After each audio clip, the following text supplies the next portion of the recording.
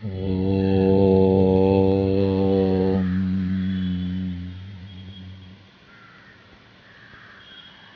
ഗുരുർബ്രഹ്മ ഗുരുർവിഷ്ണു ഗുരുർദേവോ മഹേശ്വരഃ ഗുരുസാക്ഷാത് പരം ബ്രഹ്മ തസ്മൈ ശ്രീ ഗുരവേ നമഃ. ഓം സദാശിവസമാരംഭാം ശങ്കരാചാര്യമധ്യമാം അസ്മദാചാര്യപര്യന്താം വന്ദേ ഗുരുപരമ്പരാം. ഓം. ഇവിടെ പാലക്കാട് നഗരത്തിൽ കഴിഞ്ഞ വർഷം ധർമ്മപ്രഭാഷണ പരമ്പര ഏതാനും ദിവസം നടന്നു. അതിൻ്റെ തുടർച്ചയായിട്ടാണ്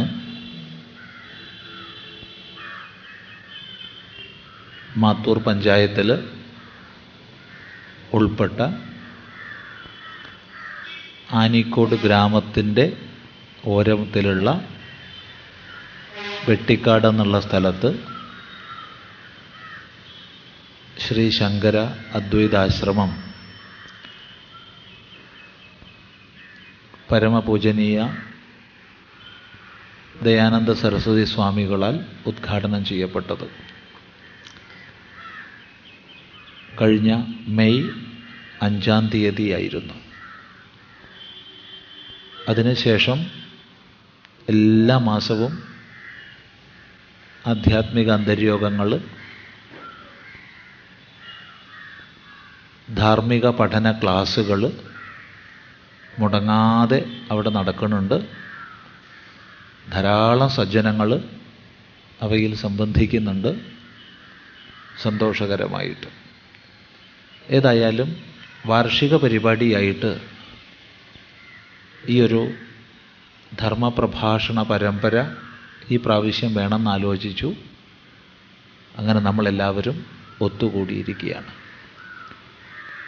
ഇന്നു മുതൽ 5 സന്ധ്യകളിൽ നമ്മളെല്ലാം ഒത്തൊരുമിക്കുന്നു. പരമാവധി കൃത്യനിഷ്ഠ പുലർത്താൻ പരിശ്രമിച്ചുകൊണ്ട് ഈ പ്രാവശ്യം വിഷയം വച്ചിട്ടുള്ളത് ധർമ്മം, ധർമാചരണം, രാഷ്ട്ര നന്മയ്ക്ക്, രാഷ്ട്രത്തിൻ്റെ നിലനിൽപ്പിന്, രാഷ്ട്രത്തിൻ്റെ വികാസത്തിന് എന്നൊക്കെ പല പേരിൽ പറയാവുന്ന നിലയ്ക്കാണ്. എന്താ ഇങ്ങനെയൊരു വിഷയത്തിൻ്റെ പ്രസക്തി? അഥവാ ഇത്തരമൊരു വിഷയം എന്തേ തിരഞ്ഞെടുക്കാൻ? നമുക്ക് പതുക്കെ പതുക്കെ വിഷയത്തിലേക്ക് പ്രവേശിക്കാം.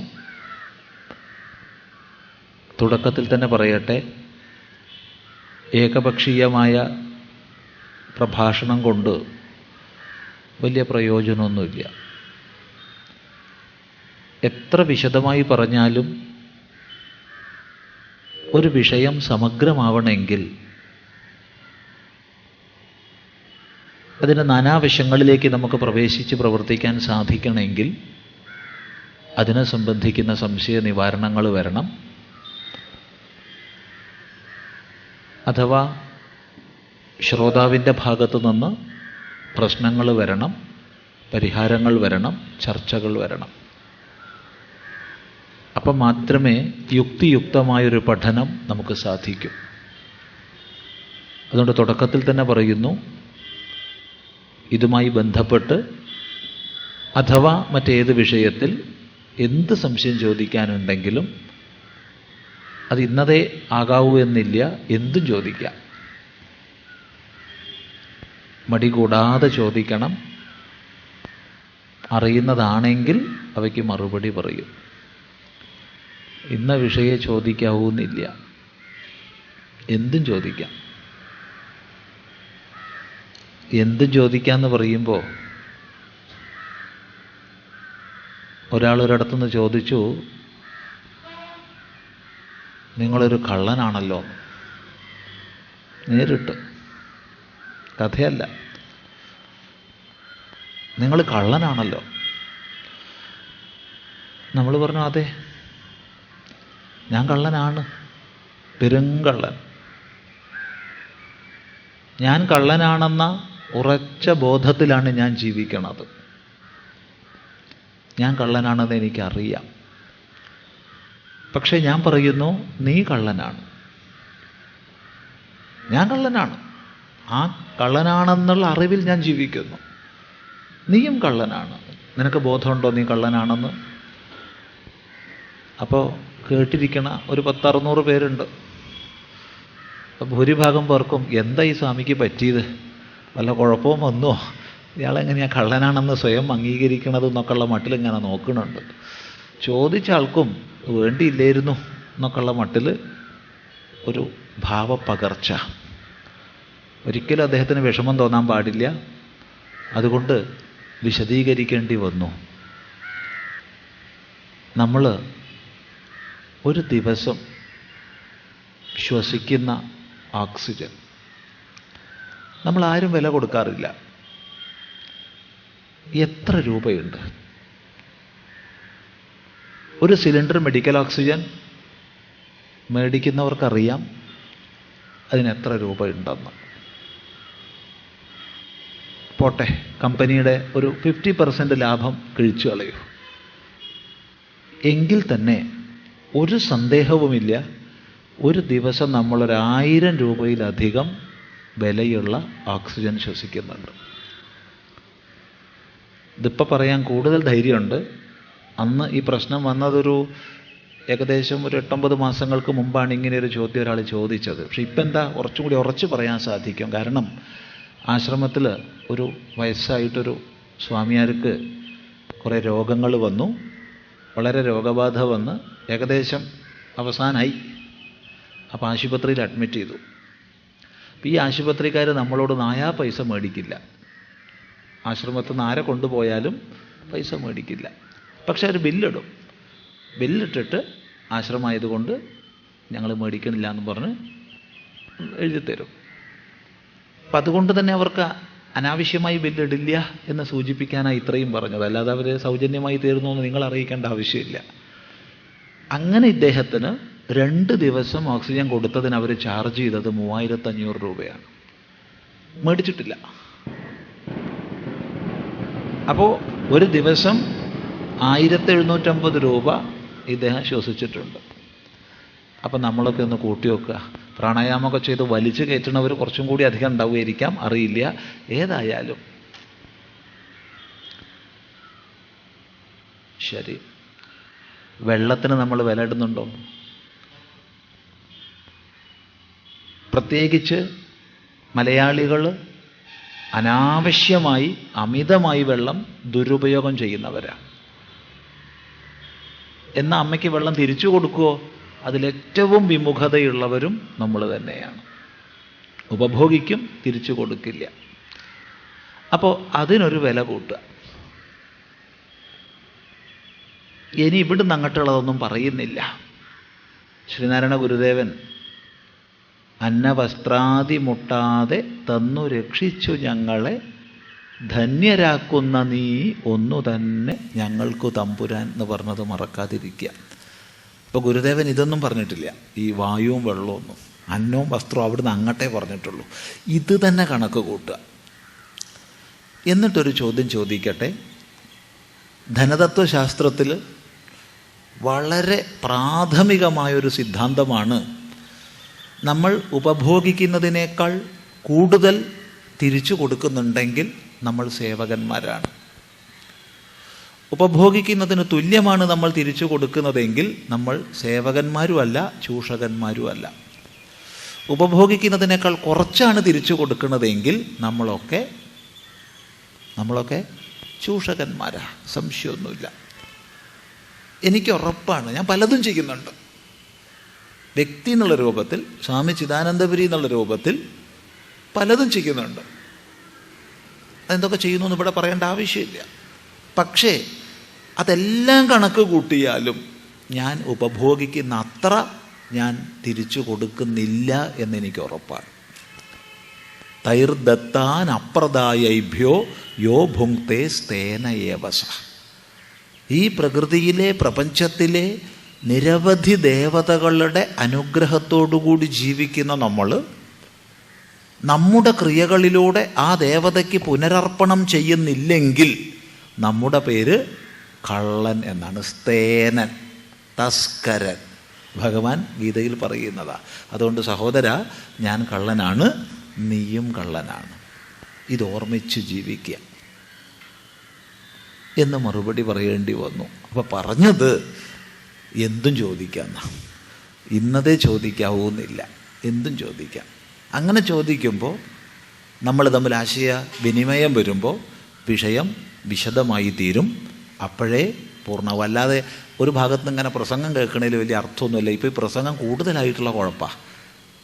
ടി വി തുറന്ന പ്രസംഗം, എല്ലാ ചാനലുകാർക്കും ഇപ്പോൾ നിർബന്ധമാണ് ആധ്യാത്മിക പ്രസംഗം എന്ന് പറഞ്ഞാൽ. അതിന് അങ്ങോട്ട് സംശയം ചോദിക്കാനും പറ്റില്ല. അതിങ്ങോട്ട് പറഞ്ഞത് ഇങ്ങോട്ട് കേൾക്കുകയല്ലാതെ കണ്ട് ടി വിയോട് അങ്ങോട്ട് ചോദിക്കാൻ പറ്റുമോ? ഈ പറഞ്ഞത് എന്താ നിങ്ങളിങ്ങനെ വിഡ്ഢിത്തം പറഞ്ഞേ എന്നൊന്നും അങ്ങോട്ട് ചോദിക്കാൻ പറ്റില്ലല്ലോ. അതുകൊണ്ട് അത് കേൾക്കാനേ പറ്റൂ, ഇങ്ങോട്ടേ പറ്റുള്ളൂ. അതിലൊരർത്ഥവും ഇല്ല. അതുകൊണ്ട് ശ്രദ്ധിക്കുക, ഇന്ന് മുതൽ ഉള്ള ഈ 5 സന്ധ്യകളിൽ നമ്മൾ ഒത്തുകൂടുമ്പോൾ എന്ത് വേണമെങ്കിലും ചോദിക്കാം. പകുതി സമയം നമ്മൾ അതിനാണ് നീക്കി വയ്ക്കുന്നത്, പകുതി സമയം വിഷയത്തിനും. ശരി, നമുക്ക് വിഷയത്തിലേക്ക് പ്രവേശിക്കാം. ഇവിടെ വിഷയം ധർമ്മം രാഷ്ട്ര നന്മയ്ക്ക് അല്ല, ധർമാചരണം രാഷ്ട്ര നന്മയ്ക്ക്, അങ്ങനെ എന്തോ ആണ്. എന്തായാലും ധർമ്മം രാഷ്ട്ര നന്മയ്ക്ക്. എന്താ ഇങ്ങനെ വിഷയം തിരഞ്ഞെടുക്കാൻ? ഇന്ന് നമ്മൾ ഒന്ന് ലോകത്തിലേക്ക് നോക്കുക. വളരെ പരിമിതമായ നമ്മുടെ പ്രദേശങ്ങളിലേക്ക് നോക്കിയാൽ പോരാ, മൊത്തം ലോകത്തിലേക്ക് നോക്കിക്കഴിഞ്ഞാൽ, വിശേഷിച്ച് അഭിജ്ഞ സമൂഹങ്ങളിലേക്ക് നമ്മൾ നോക്കിക്കഴിഞ്ഞാൽ വ്യക്തമായി 2 വശങ്ങൾ, പ്രത്യേകിച്ച് സനാതനധർമ്മത്തോട് ബന്ധപ്പെടുത്തി ചിന്തിക്കുമ്പോൾ 2 പ്രവർത്തനങ്ങൾ അല്ലെങ്കിൽ 2 ധ്രുവീകരണങ്ങൾ നമുക്ക് കാണാൻ സാധിക്കുന്നുണ്ട്. അതെന്താ? ഒന്ന്, ലോകം മുഴുവൻ തന്നെ ഒരു ഭാഗത്ത് പ്രതീക്ഷാനിർഭരമായ ഭാവത്തിൽ ഭാരതത്തിലേക്ക് ഉറ്റുനോക്കുന്നുണ്ട്. ഇതിൽ സന്ദേഹമില്ല. ലോകം മുഴുവൻ പ്രതീക്ഷാനിർഭരമായ ഭാവത്തോടു കൂടി ഭാരതത്തിലേക്ക് ഉറ്റുനോക്കുന്നുണ്ട് എന്നുള്ളതൊരു അതിശയോക്തിയായിട്ടേ തോന്നും. ശരിയാണ്. എന്നാൽ ഇങ്ങനെ സുവ്യക്തമായി പറയാം, ലോകത്തിലെ അഭിജ്ഞ സമൂഹം, ഇന്നത്തെ പ്രതിസന്ധികളെക്കുറിച്ച് വ്യക്തമായി ബോധമുള്ള സമൂഹം, ഈ പ്രതിസന്ധികളിൽ നിന്ന് മോചനത്തിനുള്ള മാർഗം തേടി ഭാരതത്തിലേക്ക് ഉറ്റുനോക്കുന്നു. ഒന്നും കൂടി വ്യക്തമായി പറഞ്ഞാൽ, നോക്കൂ, ഏതെങ്കിലും 2 രാഷ്ട്രനായകന്മാർ ഒത്തുകൂടിക്കഴിഞ്ഞാൽ, അല്ലെങ്കിൽ ഏതെങ്കിലും 2 ശാസ്ത്രകാരന്മാർ ഒത്തുകൂടിക്കഴിഞ്ഞാൽ, അവരുടെ ചർച്ചയിൽ വളരെ പ്രഥമമായി തന്നെ വരുന്ന ഒരു വിഷയമാണ് ഇന്നത്തെ പാരിസ്ഥിതിക പ്രശ്നങ്ങൾ. ഇന്നത്തെ പാരിസ്ഥിതിക പ്രശ്നങ്ങളെ സംബന്ധിച്ച് നിശ്ചയമായും അവർ ചർച്ച ചെയ്യുന്നു. അത് 2 രാഷ്ട്ര നേതാക്കന്മാർ ഒത്തുകൂടിയാലും ശരി, ശാസ്ത്രജ്ഞന്മാർ ഒത്തുകൂടിയാലും ശരി. കാരണം അത്ര ഭീഷണമായൊരവസ്ഥയിലാണ് ഇന്നത്തെ നമ്മുടെ പരിസ്ഥിതിയുടെ നിലനിൽപ്പ്. അതെ, അതിഭീഷണമായ നിലയിലാണ്. എന്താണ് ഇതിനൊരു പരിഹാരം? ഇന്ന് ഭൂമി അഭിമുഖീകരിച്ചു കൊണ്ടിരിക്കുന്ന പാരിസ്ഥിതിക പ്രശ്നങ്ങളിൽ നിന്നുള്ള മോചനമാർഗം എന്താണ്? ഈ അന്വേഷണം നിസ്സംശയം പറയാം ഭാരതീയമായ യജ്ഞവീക്ഷണത്തിലേക്കാണ് ഇന്ന് ലോകത്തിലെ അഭിജ്ഞ സമൂഹത്തെ പതുക്കെ പതുക്കെ നയിക്കുന്നത്. നമ്മുടെ യജ്ഞവീക്ഷണത്തിൽ മാത്രമേ ഈ പാരിസ്ഥിതിക പ്രശ്നങ്ങൾക്ക് മുഴുവൻ പരിഹാരമുള്ളൂ എന്ന തിരിച്ചറിവ് പതുക്കെ പതുക്കെ ഉണ്ടാവുന്നുണ്ട്. ഇതുപോലെ തന്നെ നിരവധി സാമൂഹ്യ പ്രശ്നങ്ങൾ, ആ പ്രശ്നങ്ങൾ കുടുംബതലത്തിൽ ആരംഭിക്കുന്നവയാണ്. ശിഥിലമായി കൊണ്ടിരിക്കുന്ന കുടുംബങ്ങൾ, പിന്തുടർച്ചയായി വരുന്ന നിരവധി സാമൂഹ്യ പ്രശ്നങ്ങൾ എണ്ണിപ്പറയാൻ മുതിരുന്നില്ല. പക്ഷേ ഇവയിൽ നിന്നെല്ലാമുള്ള പരിഹാരം എന്താണെന്ന അന്വേഷണം ഇന്നെങ്ങോട്ടാണ് തിരിയുന്നത്? നമുക്ക് കാണാൻ കഴിയുന്നുണ്ട്. ഭാരതീയ കുടുംബ സങ്കല്പത്തിൻ്റെ മഹത്വത്തിലേക്കും മറ്റുമാണ് ഇന്ന് ലോകം ശ്രദ്ധ ചെയ്യുന്നത്. ഇനി മറ്റൊരു ഭാഗത്തുനിന്ന്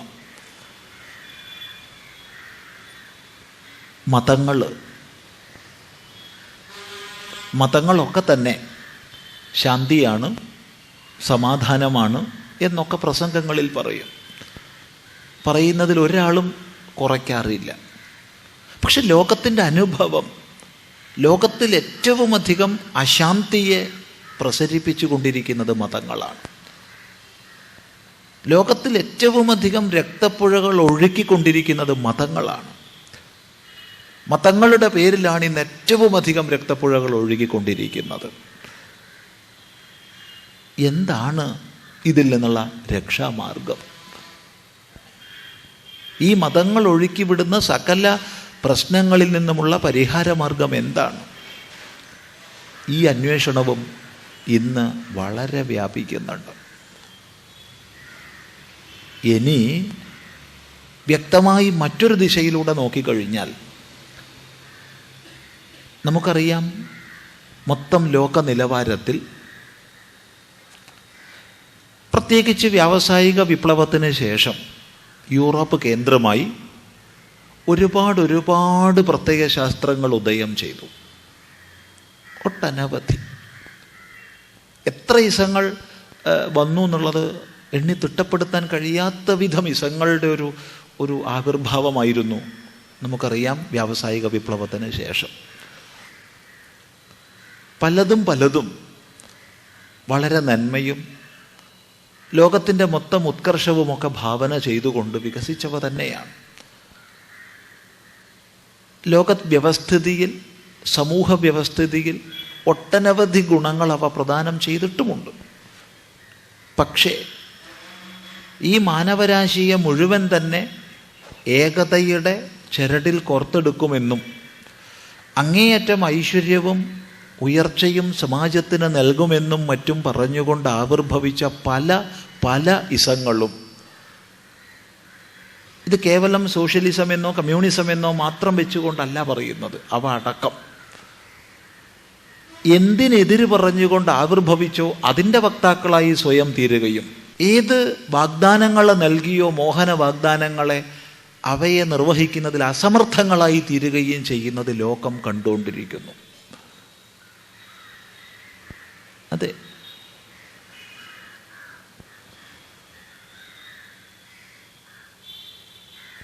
എന്താണ് ലോകത്തെ നാളെയിലേക്ക് നയിക്കുന്ന ഒരു ദർശനം, ഒരു ജീവിക്കുന്ന പ്രത്യയശാസ്ത്രം എന്താണ്? ഇന്നുള്ളതുപോലെ ലോകത്തെ സ്നേഹിക്കാൻ പഠിപ്പിക്കുന്നൊരു ദർശനം എന്താണ്? അതെ, ഇന്നുള്ളതുപോലെ സ്നേഹിക്കാൻ എന്ന് പറയുന്നത് ശ്രദ്ധിക്കേണ്ടതാണ്. കാരണം മാറ്റിയും മാറ്റാനുമുള്ള സ്നേഹമല്ല. അങ്ങനെ സ്നേഹങ്ങളുണ്ട്. മാറ്റാനുള്ള സ്നേഹം, മാറ്റിയുള്ള സ്നേഹം, അതല്ല. ഇന്നുള്ളതുപോലെ സ്നേഹിക്കാൻ. നീ നിൻ്റെ വിശ്വാസ പ്രമാണങ്ങളിൽ കഴിയൂ, നീ നിൻ്റെ ആചാരങ്ങളെ പരിപാലിക്കൂ. ഞാൻ എൻ്റെ വിശ്വാസ പ്രമാണങ്ങളിൽ കഴിയുന്നു, ഞാൻ എൻ്റെ ആചാരങ്ങളിൽ കഴിയുന്നു. നമ്മൾ തമ്മിൽ ഒരു കുഴപ്പവും നമ്മുടെ സ്നേഹത്തിനില്ല. ഈ നിലയിൽ എല്ലാത്തിനെയും സ്നേഹിക്കാൻ കഴിയുന്ന, ഉൾക്കൊള്ളാൻ കഴിയുന്ന ഒരു ദർശനം എന്താണുള്ളത്? ഈ അന്വേഷണം എങ്ങോട്ടാണ് ലോകത്തെ നയിക്കുന്നത്? സുസ്പഷ്ടമായി നമുക്ക് കാണാൻ കഴിയുന്നു, ഭാരതത്തിലേക്കാണ്. ഭാരതത്തിലേക്കാണെന്ന് പറയുമ്പോൾ ഇന്ത്യയിലേക്കാണെന്ന് പറഞ്ഞു എന്നാരും തെറ്റിദ്ധരിക്കരുത്. ഭാരതീയ ദർശനങ്ങളിലേക്ക്, ഭാരതീയ ചിന്താ പദ്ധതിയിലേക്ക്, ഭാരതത്തിൽ അനാദികാലമായി ഋഷീശ്വരന്മാർ മുന്നോട്ട് വെച്ച സമഗ്രങ്ങളായ ആശയങ്ങളിലേക്ക്. അതെ, ഇതാണ് ഒരു ഭാഗത്ത് നമുക്ക് കാണാൻ കഴിയുന്നത്. ഇതിൻ്റെ പ്രതിഫലനങ്ങൾ ലോകം മുഴുവൻ നമുക്ക് കാണാൻ കഴിയുന്നു. ഉയർന്ന വിദ്യാഭ്യാസപരമായി ഉയർന്ന സമൂഹങ്ങളിൽ, എന്തിന് സാമാന്യ സമൂഹങ്ങളിൽ, സർവകലാശാല തലങ്ങളിൽ ഒക്കെ തന്നെ ഭാരതീയ ദർശനങ്ങൾ കൂടുതൽ കൂടുതൽ പഠിക്കപ്പെടുന്നതാകുന്നു. ഭാരതീയ ദർശനങ്ങളുടെയും ആചരണങ്ങളുടെയും പ്രചരണം വളരെയധികം വർദ്ധിക്കുന്നു. അമേരിക്കയിലായാലും യൂറോപ്പിലായാലും ഒക്കെ വിശേഷിച്ചും വളരെയധികം ഇത് കാണാൻ കഴിയുന്നു ഒരു ഭാഗത്ത്. ഇനിയോ മറ്റൊരു ഭാഗത്ത് വളരെയധികം സമ്പത്ത് വ്യയം ചെയ്തുകൊണ്ട് ഒട്ടധികം സാമൂഹ്യ ശാസ്ത്രജ്ഞന്മാരും മറ്റും നരവംശാസ്ത്രജ്ഞന്മാരും ഒക്കെ പങ്കുചേർന്നുകൊണ്ട് വലിയൊരു ഗവേഷണ വിഭാഗം തന്നെ ഇന്ന് ജാഗ്രതയോടുകൂടി പ്രവർത്തിക്കുന്നുണ്ട്. അത്ര ഉത്കൃഷ്ടമോ പ്രാചീനമോ അല്ല ഭാരതീയ സംസ്കാരമെന്ന് സമർത്ഥിക്കാൻ വേണ്ടിയിട്ട്. പ്രത്യേകിച്ച് അബ്രഹാമിക് മതങ്ങൾ എന്ന് ബോധപൂർവം പറയുകയാണ്. കാരണം യഹൂദമതമായാലും ക്രിസ്ത്യൻ മതമായാലും ഇസ്ലാം മതമായാലും അബ്രഹാമിക്കാണ്, അബ്രഹാമിനെ പിന്തുടർന്നുള്ളതാണ്. അപ്പോൾ ഈ അബ്രഹാമിക് മതങ്ങൾ മുഴുവൻ തന്നെ അവയെ ഉൾപ്പെടുത്തിക്കൊണ്ട് പറയുമ്പോൾ അതിൻ്റെ ആവിർഭാവത്തിന് അല്ലെങ്കിൽ അതിൻ്റെ പ്രചരണത്തിന് ശേഷമേ ഈ സനാതനധർമ്മ വ്യവസ്ഥയും ഭാരതവുമൊക്കെ വന്നിട്ടുള്ളൂ. അതിനു മുമ്പ് ഈ പറയുന്ന ഹിന്ദു ധർമ്മമൊന്നും ഉണ്ടായിരുന്നില്ല. വളരെ പ്രാകൃതരായ ദേശാടനം ചെയ്തു കഴിഞ്ഞിരുന്ന കുറേ വിഭാഗങ്ങളുടെ ആവാസസ്ഥാനമായിരുന്നു ഭാരതം എന്നല്ലാതെ മറ്റൊന്നും പറയാൻ പറ്റില്ല. എന്നല്ല, മാക്സ് മുള്ളറും മറ്റും ഉണ്ടാക്കിവിട്ട ആര്യൻ വാദത്തെ കുറേയും കൂടിയും പ്രബലപ്പെടുത്തിക്കൊണ്ട് വിദേശത്ത് നിന്ന് ആര്യന്മാർ കടന്നുകൂടിയത് കൂടി ഇവിടെയുള്ള തനത് ദേശീയരും അവരെല്ലാം കൂടി കലർന്നുകൊണ്ട് പുതിയൊരു ഒരു ആചാരവിശേഷവും സംസ്കൃതിയുമൊക്കെ ക്രമേണ രൂപപ്പെട്ടു വന്നതാണ്. അല്ലാതെ അത്ര വികസിതമായ ഒരു സംസ്കൃതിയോ പൈതൃക സമ്പത്തോ രാഷ്ട്രസങ്കല്പമോ ദാർശനിക മഹിമയോ ഒന്നും ഭാരതത്തിന് അവകാശപ്പെടാൻ ഇല്ല. അങ്ങനെ ഒരു ഹിന്ദുധർമ്മം സനാതനധർമ്മം എന്നൊന്നും സഹസ്രാബ്ദങ്ങൾ പ്രാചീനമായി നിലനിന്നിട്ടില്ല. എന്ന് മാത്രമല്ല, കഴിഞ്ഞ ശതകത്തിൽ വിവേകാനന്ദ സ്വാമിയുടെയും മറ്റും പ്രവർത്തനത്തോടു കൂടിയിട്ടാണ് ഈ ഹിന്ദു ധർമ്മം എന്ന നിലയ്ക്ക് ഒന്ന് വികസിതമായിട്ട് വന്നത്. അത് പ്രത്യേകിച്ചും കോളനി ഭരണത്തിൽ നിന്ന് രക്ഷ പ്രാപിക്കാൻ വേണ്ടി, ബ്രിട്ടീഷ് ഭരണത്തിൽ നിന്ന് രക്ഷ പ്രാപിക്കാൻ വേണ്ടി ഭാരതത്തിനൊരു തനത് രാഷ്ട്രഭാവം ഉണ്ടായിരുന്നു എന്ന് കാപട്യം പറഞ്ഞുകൊണ്ട് ഉണ്ടാക്കിയെടുത്തതാണ് എന്നൊക്കെ സമർത്ഥിക്കാൻ വേണ്ടിയുള്ള ഗവേഷണങ്ങളും പഠനങ്ങളും ഇന്ന് ലോകത്തിൽ വളരെയധികം വർദ്ധിക്കുന്നുണ്ട്. ഇത് നമ്മൾ എത്ര പേര് ഇതിനെക്കുറിച്ച് ബോധവാന്മാരാണ്? ഇതിന് സ്പോൺസർമാരായിട്ട് പ്രവർത്തിക്കുന്നവർ ഒരുപാടുണ്ട്. പ്രത്യേകിച്ച് ക്രിസ്ത്യൻ ഇസ്ലാം മതങ്ങളാണ്. ആ മതങ്ങളിൽ അധിഷ്ഠിതമായി പ്രവർത്തിക്കുന്ന രാഷ്ട്രങ്ങളും സമ്പത്തുമാണ്. അതിനനുസരിച്ച് ഒട്ടനവധി ഗവേഷണങ്ങൾ നടക്കുന്നുണ്ട്. എന്തിന്? നമ്മളെ നാട്ടിൽ തന്നെ ഒരുപാട് വേദ സെമിനാറുകൾ നടക്കുന്നുണ്ട്. വേദിക് സെമിനാറുകൾ ഒട്ടനവധി നടക്കുന്നുണ്ട്. പലപ്പോഴും ഇവിടുത്തെ ജനസാമാന്യം അഭിമാനപൂർവ്വം പറയും, കണ്ടോ സായിപ്പ് വന്ന് വേദം ചൊല്ലണു, വേദം പഠിപ്പിക്കണു, വേദ സെമിനാർ നടത്തണു, എന്താ വേദത്തിൻ്റെ ഒരു മഹത്വം എന്നൊക്കെ. കാരണം ഇവരുടെ തീസിസുകളോ പഠനങ്ങളോ ഒന്നും ശ്രദ്ധിച്ചിട്ടുണ്ടാവില്ല. ഇതിലൂടെ സമർത്ഥിക്കുന്നത് പലപ്പോഴും അത്ര പ്രാചീനമൊന്നുമല്ല വേദം, എന്നുള്ളതിനെയാണ്. പലപ്പോഴും എന്ന് പറഞ്ഞത് ശ്രദ്ധിക്കുക, എല്ലാവരും ഇങ്ങനെയാണെന്ന് പറഞ്ഞിട്ടില്ല. അപ്പം ഈ രണ്ട് ഭാവങ്ങൾ, ഒന്ന് ഭാരതത്തിൻ്റെ മഹിമയെ ശരിയാം വിധം തിരിച്ചറിഞ്ഞുകൊണ്ട് ലോകം പ്രതീക്ഷാനിർഭരമായ മനസ്സോടുകൂടി ഭാരതീയ ദർശനങ്ങളിലേക്കും ആചരണങ്ങളിലേക്കും ഉറ്റുനോക്കുന്നു. ഇതിൻ്റെ രേഖാചിത്രങ്ങൾ പ്രതിദിനം എന്നോണം ലോകത്തിൽ പ്രസിദ്ധീകരിക്കപ്പെട്ടുകൊണ്ടേയിരിക്കുന്നുണ്ട്. പുതിയ പുതിയ ഒട്ടനവധി ഗ്രന്ഥങ്ങൾ. അതേ സമയത്ത് മറ്റൊരു ഭാഗത്ത് ഇതിനെ മുഴുവൻ തന്നെ ഇല്ല എന്ന് വരുത്താനും ഇല്ലായ്മ ചെയ്യാനും വളരെ സംഘടിതമായ ആസൂത്രിതമായ പരിശ്രമങ്ങൾ നടക്കുന്നുണ്ട്. ഇതിൻ്റെ ഭാഗമായിട്ട് ഒട്ടനവധിയുണ്ട്. അത് കേവലം ഗവേഷണങ്ങൾ മാത്രമല്ല. നമ്മുടെ ആചാരങ്ങളെ ശിഥിലമാക്കി തീർക്കുക, സഹസ്രാബ്ദങ്ങളായി നമ്മൾ പുലർത്തി വന്ന ആചാരങ്ങളിൽ ശ്രദ്ധയില്ലാത്തതാക്കി സമൂഹത്തെ തീർക്കുക, അങ്ങനെ പതുക്കെ പതുക്കെ ശൈഥില്യത്തെ ഉണ്ടാക്കി തീർക്കുക. അതിൽ ഒട്ടനവധി പരിശ്രമങ്ങളുണ്ട്. പലപ്പോഴും നമ്മൾ പോലും ആരുടെയൊക്കെ പ്രേരണയിൽ പെട്ടിട്ടാണ് ഞാൻ ഇങ്ങനെയൊക്കെ പറഞ്ഞു പോകുന്നത് എന്ന് തിരിച്ചറിയാത്ത വിധം, പ്രേരണ എന്ന് പറഞ്ഞാൽ നേരിട്ട് കാശ് വാങ്ങിയിട്ടുള്ള പ്രേരണ എന്നോ അല്ലെങ്കിൽ മറ്റൊരാൾക്ക് വേണ്ടി പ്രവർത്തിക്കുന്ന പ്രേരണ എന്നുള്ള അർത്ഥത്തിലല്ല പറഞ്ഞത്. മറിച്ച് ഒരു ചിന്താധാര സമൂഹത്തിൽ വ്യാപിപ്പിക്കപ്പെടുമ്പോൾ ഞാനും അതിൻ്റെ ഒരു വക്താവായി സ്വയം തീർന്ന് അതിനുള്ളിലെ ദുരുദ്ദേശങ്ങളോ സ്വോദ്ദേശങ്ങളോ മനസ്സിലാക്കാതെ ഞാനും അങ്ങ് പ്രചരിപ്പിക്കും. എന്താ അതിൻ്റെ മൊത്തം ഫലം? എൻ്റെ ആചാരം സഹസ്രാബ്ദങ്ങളായി നമ്മുടെ പിതൃപിതാമഹന്മാരായി പാലിച്ചു പോന്ന ആചാരവ്യവസ്ഥ, അതിലുള്ള ശ്രദ്ധയില്ലായ്മ ഉണ്ടാവുക, അതിൻ്റെ മഹിമാബോധം ഇല്ലാണ്ടായി പോവുക. അങ്ങനെ അങ്ങനെ പതുക്കെ പതുക്കെ ശൈഥില്യം ഉണ്ടായി വരിക. ഇതിനുള്ള പരിശ്രമങ്ങൾ ഒരു ഭാഗത്ത്. വ്യക്തമായി ഈ രണ്ട് ശക്തികൾ അല്ലെങ്കിൽ രണ്ട് ഭാവങ്ങൾ ഇന്ന് ലോകത്തിൽ പ്രവർത്തിക്കുന്നുണ്ട് എന്നുള്ളതിന് 100 ദൃഷ്ടാന്തങ്ങളുണ്ട്. ഈ സന്ദർഭത്തിലാണ് നമ്മൾ ഒത്തുകൂടുന്നത്.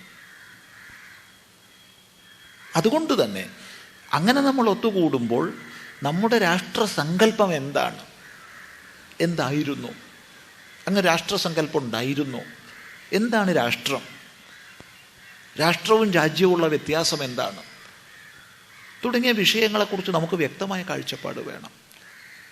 2, നമ്മെ നാമാക്കി തീർക്കുന്നത്, നമ്മുടെ സംസ്കൃതിയെ നിർത്തുന്നത്, തദ്വാര രാഷ്ട്രത്തെ നിലനിർത്തുന്നത് നമ്മുടെ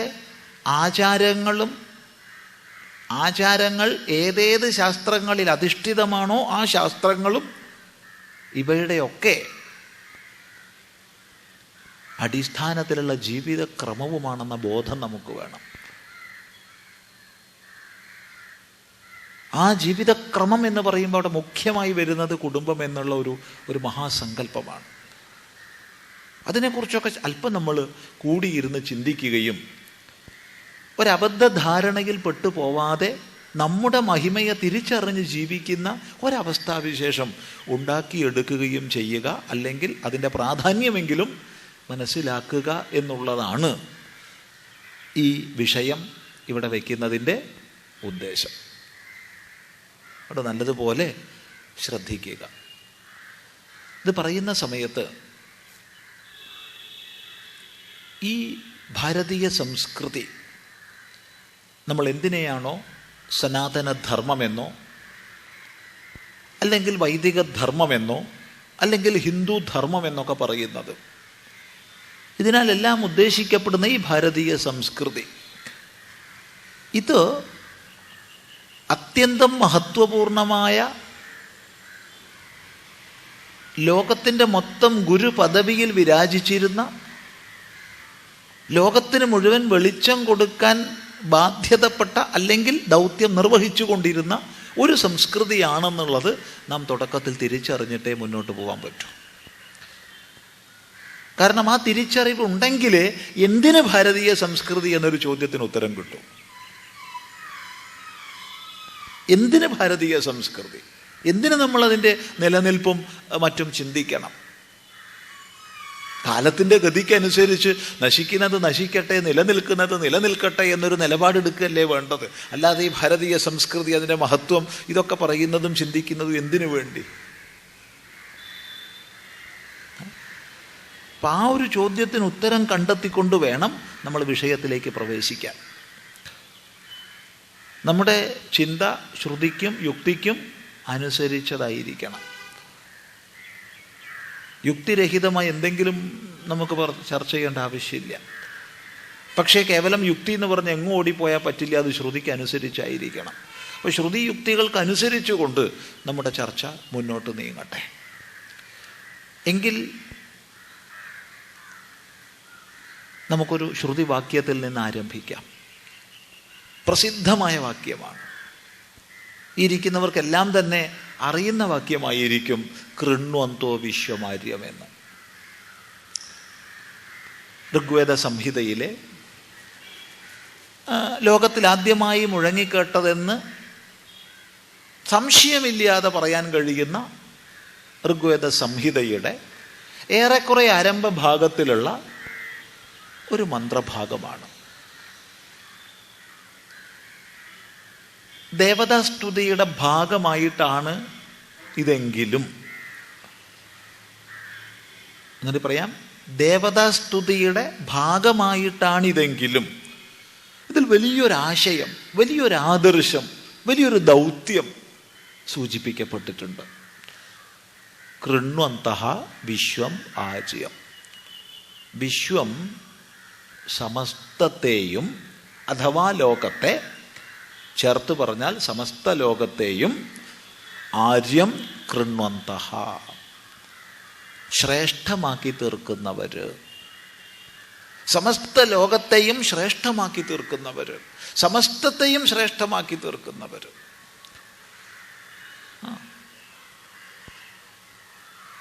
ഇത് ദേവതാസ്തുതിയുടെ ഭാഗമായിട്ടാണെങ്കിൽ പോലും വലിയൊരു ആശയമാണ്. നമുക്ക് ഈ ലോകത്തെ മുഴുവൻ ശ്രേഷ്ഠമാക്കണം. ലോകത്തെ മുഴുവൻ ശ്രേഷ്ഠമാക്കുന്ന ദേവതകളെ നമ്മൾ തിരിച്ചറിയുന്നു. നമ്മളിലും വലിയൊരു ദൗത്യം ഏൽപ്പിക്കപ്പെടുന്നു. ആ ദൗത്യം മറ്റൊന്നല്ല, ലോകത്തെ മുഴുവൻ നമുക്ക് ശ്രേഷ്ഠമാക്കാമെന്നതാണ്.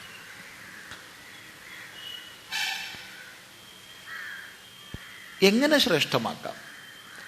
അവിടെ വേദം വലിയൊരു പദ്ധതി നമ്മുടെ മുമ്പിൽ വെച്ചിട്ടുണ്ട്. അതിൻ്റെ വ്യാഖ്യാനത്തിലേക്ക് കടക്കുന്നില്ല. അതിൻ്റെ വ്യാഖ്യാനത്തിലേക്ക് പോയി കഴിഞ്ഞാൽ നമ്മുടെ വിഷയം അകന്നു പോകും. എങ്കിലും അവിടെ സൂചിപ്പിക്കാതെ വയ്യ ഒരു മന്ത്രഭാഗം പറഞ്ഞ സ്ഥിതിക്ക് അവിടെ ഇന്ദ്രം വർദ്ധന്തഃ അപ്തുരഃ കൃണ്വന്തോ വിശ്വമാജ്യം അപഘ്നന്തോ അരാവണഃ എന്നാണ് ആ മന്ത്രഭാഗം പൂർണ്ണമായി പറയുന്നത്. വേറെയും സന്ദർഭത്തിൽ വിശ്വം ആര്യം കൃണ്വന്തഃ എന്ന് വേദത്തിൽ വന്നിട്ടുണ്ട്, വേറെയും സന്ദർഭത്തിൽ. പക്ഷേ ഋഗ്വേദത്തിൻ്റെ ആദ്യ ഭാഗത്തുള്ള ഈ മന്ത്രം ഓർമ്മിക്കുന്നതാണ് ഇപ്പോൾ പറയുന്നത്. ഈശ്വരസ്തുതി ചെയ്യുന്നവർ, സൽക്കർമ്മ ആചരണങ്ങളിലേക്ക് പ്രേരിപ്പിക്കുന്നവർ, തൻ്റെ വസ്തുവകകളെ പങ്കുവയ്ക്കുന്നവർ, ഈ 3 രൂപത്തിൽ നമുക്ക് ലോകത്തെ ശ്രേഷ്ഠമാക്കി തീർക്കാം. ഈശ്വരസ്തുതി ചെയ്തുകൊണ്ട്, സൽക്കർമാചരണങ്ങളെ ചെയ്തുകൊണ്ട്, നമ്മുടെ വിഭവങ്ങളെ സമാജവുമായി പങ്കുവെച്ചുകൊണ്ട് നമുക്ക് ലോകത്തെ ശ്രേഷ്ഠതയിലേക്ക് നയിക്കാം. ഈ മന്ത്രം മുഴുവൻ സമയം നമുക്ക് വിചാരത്തിന് വേണമെങ്കിൽ എടുക്കാം. അത്രയ്ക്ക് വിസ്തൃതമായി വിചാരം ചെയ്യപ്പെടാവുന്ന മന്ത്രമാണ്. ഇരിക്കട്ടെ, ഇപ്പം ലോകത്തെ മുഴുവൻ ശ്രേഷ്ഠമാക്കി തീർക്കാമെന്നൊരു ദൗത്യം, ഒരു കാഴ്ചപ്പാട്, ഒരു വീക്ഷണം, അത് തന്നെ എത്ര ശ്രേഷ്ഠമാണ്. ലോകത്തെ നശിപ്പിക്കാമെന്നല്ല, ലോകത്തെ ശ്രേഷ്ഠമാക്കി തീർക്കാം. ലോകത്തെ കീഴടക്കാമെന്നല്ല, ലോകത്തിൽ മുഴുവൻ എൻ്റെ ആധിപത്യം സ്ഥാപിക്കാമെന്നല്ല, നമ്മുടെ ഭരണത്തിന് കീഴിൽ കൊണ്ടുവരാമെന്നല്ല, ശ്രേഷ്ഠമാക്കി തീർക്കാം, ശ്രേഷ്ഠതയിലേക്ക് നയിക്കാം. ഇരിക്കട്ടെ, ഈയൊരു വേദമന്ത്രത്തിൻ്റെ സ്വാഭാവികമായ വികാസമോ വിസ്തരണമോ എന്ന് നമുക്ക് പരിഗണിക്കാവുന്ന ഒരു വാക്യം തൻ്റെ സ്മൃതിയിൽ മനു പറയുന്നുണ്ട്. മനു ഈ ഭൂമിയിലെ വ്യത്യസ്ത ഭൂഖണ്ഡങ്ങളെ വർണ്ണിച്ച് അതിൻ്റെ ഭാഗമായി ജംബുദ്വീപത്തെ വർണ്ണിച്ച്, ജംബുദ്വീപം ഏഷ്യ വൻകര, അതിൻ്റെ ഭാഗമായി ഭാരതവർഷത്തെ വർണ്ണിച്ച്, ഭാരതവർഷത്തെ വർണ്ണിച്ച ഉടനെയാണ് മനു പറയുന്നത്, സന്ദർഭം പ്രത്യേകം ഓർമ്മിക്കണം, ഏതദ്ദേശപ്രസൂതസ്യ സകാശാദഗ്രജന്മനഃ സ്വം സ്വം ചരിത്രം ശിക്ഷേരൻ പൃഥിവ്യാം സർവമാനവാഃ. ഏതദ്ദേശപ്രസൂതസ്യ അഗ്രജന്മനഃ സകാശാത്, ഈ ഭാരതഭൂമിയിൽ ജനിച്ച വിദ്വാന്റെ അരിക നിന്നോ സ്വം സ്വം ചരിത്രം ശിക്ഷേരൻ, സ്വന്തം സ്വന്തം ചരിത്രത്തെ പഠിക്കുമാറാകട്ടെ. ആര്? പൃഥിവ്യാം സർവമാനവാഹ. പൃഥിവ്യാം സർവേ മാനവാഹ. ഭൂമിയിലെല്ലാ മനുഷ്യരും, ഭാരതത്തിലെല്ലാ മനുഷ്യരും എന്നല്ല, ഭൂമിയിലെല്ലാ മനുഷ്യരും ഈ ഭാരതത്തിൽ ജനിച്ച വിദ്വാന്റെ അരിക നിന്ന് സ്വന്തം സ്വന്തം ചരിത്രത്തെ പഠിക്കുമാറാകട്ടെ. ലോകത്തിന് മുഴുവൻ വെളിച്ചം കൊടുക്കാൻ ബാധ്യതപ്പെട്ട ഒരു സംസ്കൃതി, അതാണ് ഭാരതം. അതുകൊണ്ട് തന്നെ ജഗത് ഗുരുവാണ് ഭാരതം, ജഗത് ഗുരുവായിരുന്നു ഭാരതം.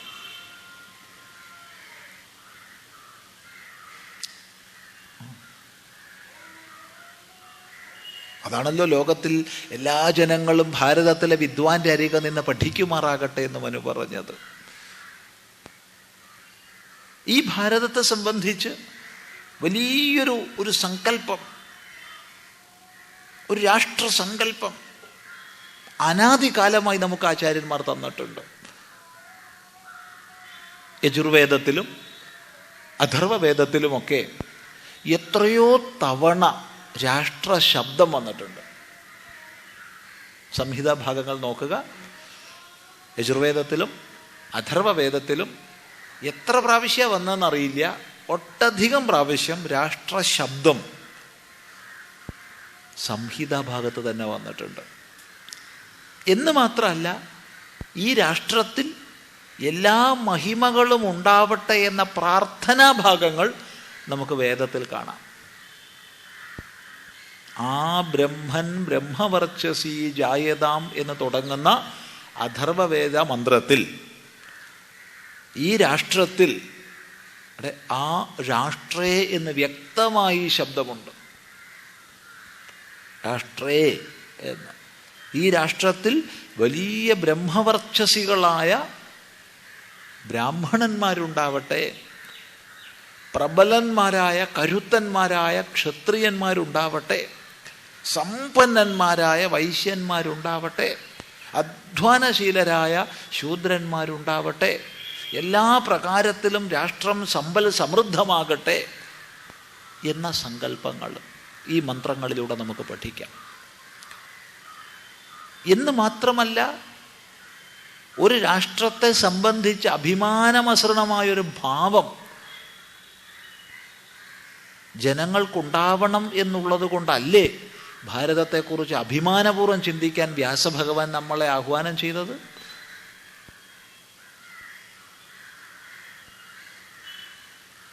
വേദവിസ്തരണാർത്ഥം രചിക്കപ്പെട്ട പുരാണങ്ങളിൽ അഞ്ചാം വേദം എന്ന് ഇതിഹാസ പുരാണങ്ങളെ ചേർത്ത് നമ്മൾ പറയുന്നു. അങ്ങനെ അഞ്ചാം വേദം എന്ന് മാനിക്കപ്പെടുന്ന ഇതിഹാസ പുരാണങ്ങളിൽപ്പെട്ട പുരാണങ്ങളിൽ വിശേഷിച്ച് വിഷ്ണു പുരാണം, അല്ലെങ്കിൽ സ്കന്ദപുരാണം, അല്ലെങ്കിൽ മഹാഭാരതം ഇതിഹാസത്തിൽ ഒക്കെ പരിശോധിച്ചു കഴിഞ്ഞാൽ അപ്പോൾ ഈ ഭാരതത്തെ സംബന്ധിച്ച് മൊത്തത്തിലൊരു അഭിമാനം ഉണ്ടാക്കി തീർക്കുന്ന എത്രയെത്ര വാക്യങ്ങളുണ്ട്. ദേവന്മാര് പോലും സ്തുതിക്കുന്നു ഭാരതമഹിമയെ. വ്യാസഭഗവാൻ പറയുകയാണ്, ദേവലോകത്തിലിരുന്ന് ദേവന്മാരിങ്ങനെ കീർത്തിക്കുക. എന്ത്? ഈ ഭാരതത്തിൽ ജനിച്ചവരുടെ ഭാഗ്യത്തെക്കുറിച്ച്. ദേവന്മാർ അവിടുന്ന് കീർത്തിക്കും, നമ്മൾ ഇവിടുന്ന് നിന്ദിക്കുകയും ചെയ്യും. അത് വേറെ വിഷയം. നരനായി ഇങ്ങനെ ജനിച്ചു ഭൂമിയിൽ, നരകവാരിധി നടുവിൽ ഞാൻ. പിന്നെ എന്തായിട്ട് ജനിക്കേണ്ടിയിരുന്നു? നരനായി ജനിച്ചതിനെക്കുറിച്ച് ഇങ്ങനെ പരിതപിച്ചാലോ? എത്ര അഭിമാനിക്കണം, നരനായി ജനിച്ചു ഞാൻ. ഇത്ര ഉത്കൃഷ്ടമായൊരു ജന്മം വേറെ എന്ത്? പുരുഷോവാവ സുകൃതം, പുരുഷോവാവ സുകൃതം എന്ന് വേദം പോലും പറഞ്ഞ് പുകഴ്ത്തുകയാണ് മനുഷ്യ ജന്മത്തെ. അങ്ങനെയുള്ള ജന്മം എനിക്ക് കിട്ടിയിരിക്കുക. ദേവന്മാരെക്കാൾ മേപ്പെട്ട ഞാൻ. പോരെങ്കിൽ എവിടെയാ ജനിച്ചത്? യാർഷഭൂമിയിൽ, ഋഷിമാരുടെ പൈതൃകത്തിൽ. എത്ര ഭാഗ്യവാനാണ്, ധന്യനാണ് ഞാൻ എന്ന അഭിമാനം നമുക്കുണ്ടാവണം. നമ്മൾ നേരെ തിരിച്ചാ പറയുക, നരനായി ഇങ്ങനെ ജനിച്ചു ഭൂമിയിൽ, നരകവാരിധി നടുവ്. നരകാക്കുന്നത് നമ്മളാ, വേറെ ആരും അല്ല. നരകമൊന്നും അല്ല ഇത്. എങ്ങനെ നരകാവുക?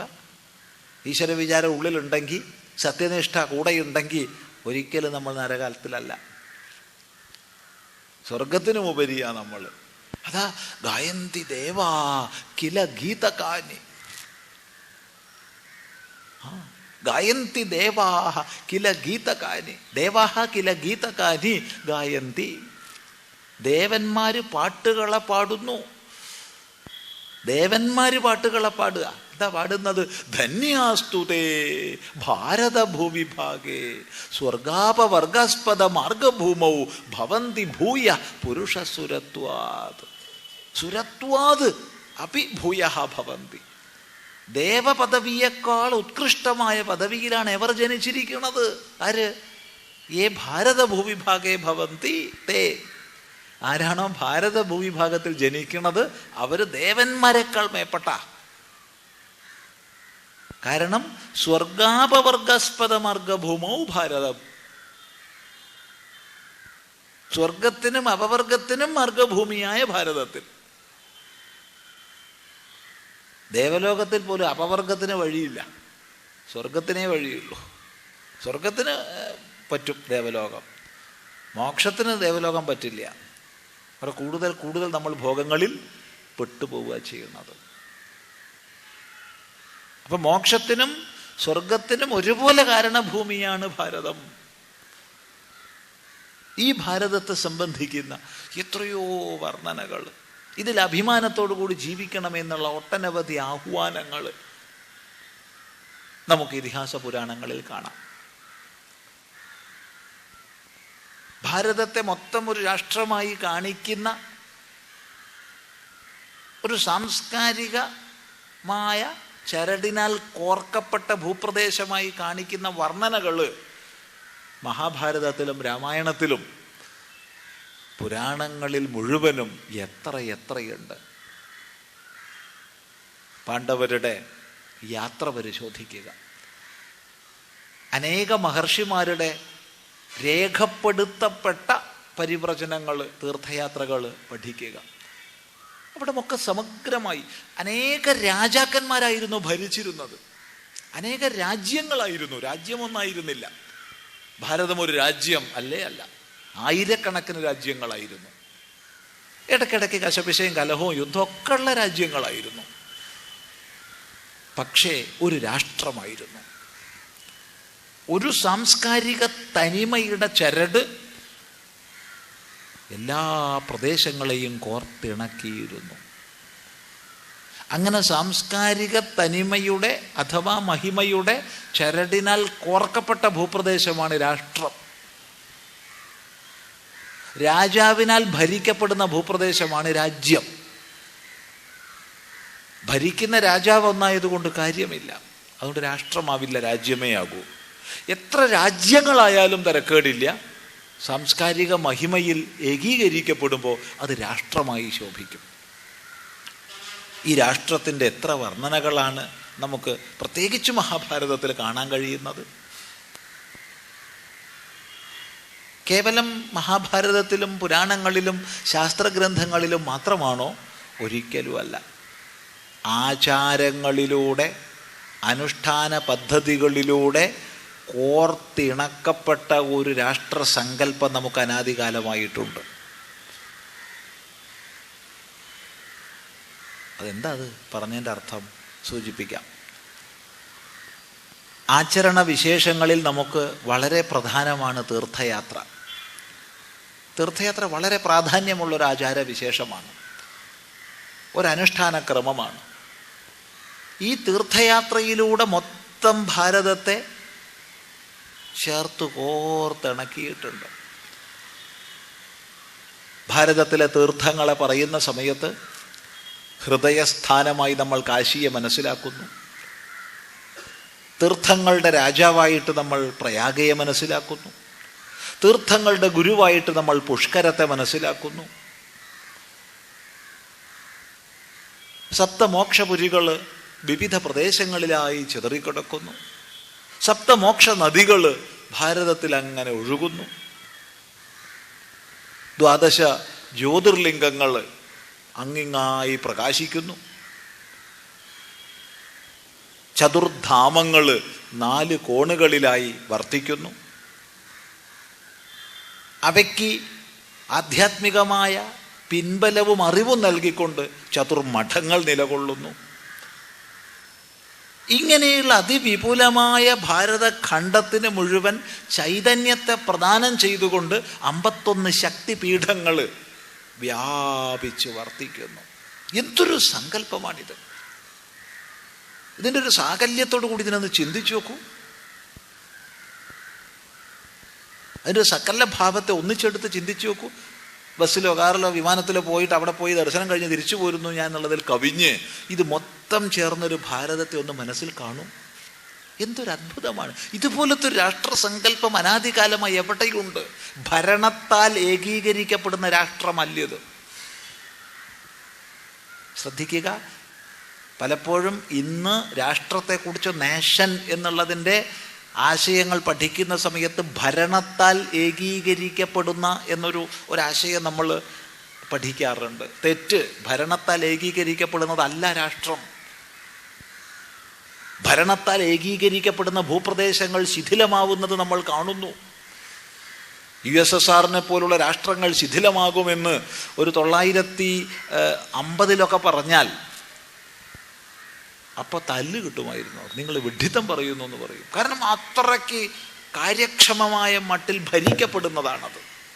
ഭരണത്താൽ ഏകീകരിക്കപ്പെട്ടതാണത്. അതൊരിക്കലും ശൈഥില്യത്തെ പ്രാപിക്കില്ല. പക്ഷെ നമ്മൾ കാണുന്നു. ഇപ്പം ഭരണത്താൽ ഏകീകരിക്കപ്പെടുന്നതല്ല രാഷ്ട്രം, ഒരിക്കലും അല്ല.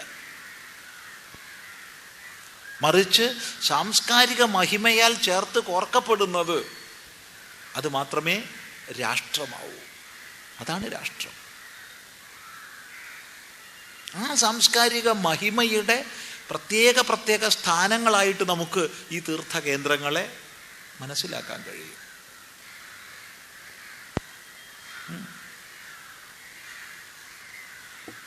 മാത്രമോ, അത്തരം കേന്ദ്രങ്ങളിലെ ആചാരവിശേഷങ്ങളെ ശ്രദ്ധിച്ചാലും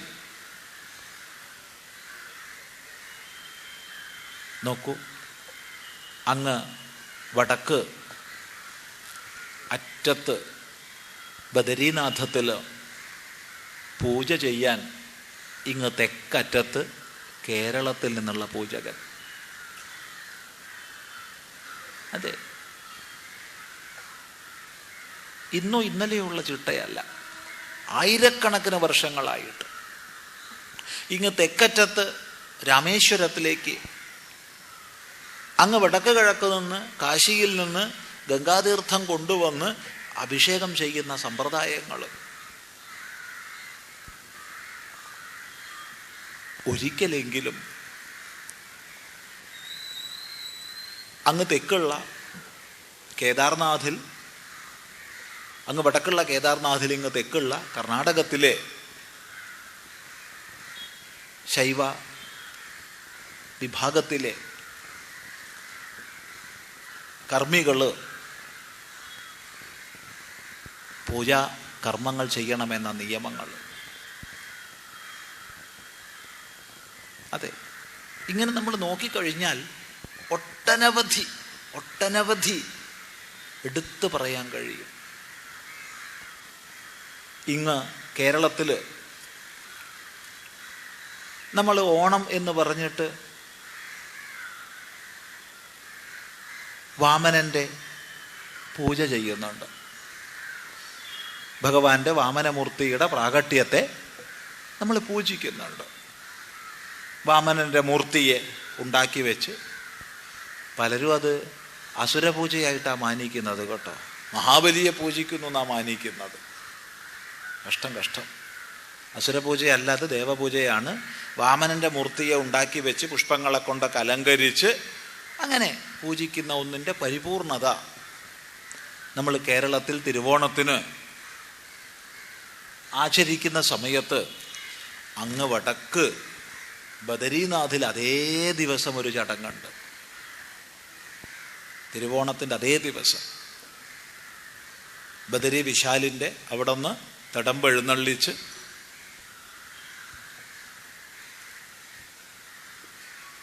ഗംഗയുടെ തീരത്തിൽ മാനാഗ്രാമത്തിൽ ഗംഗയുടെ മറുകരയായിട്ട് സരസ്വതിയുടെ ഇപ്പുറത്ത് അവിടെ ഒരു മാതൃക്ഷേത്രമുണ്ട്.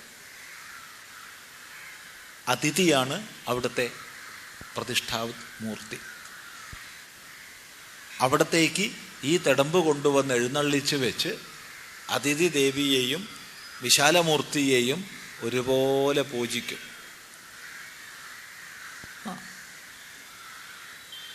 അന്ന് വലിയ സദ്യയൊക്കെയാണ്.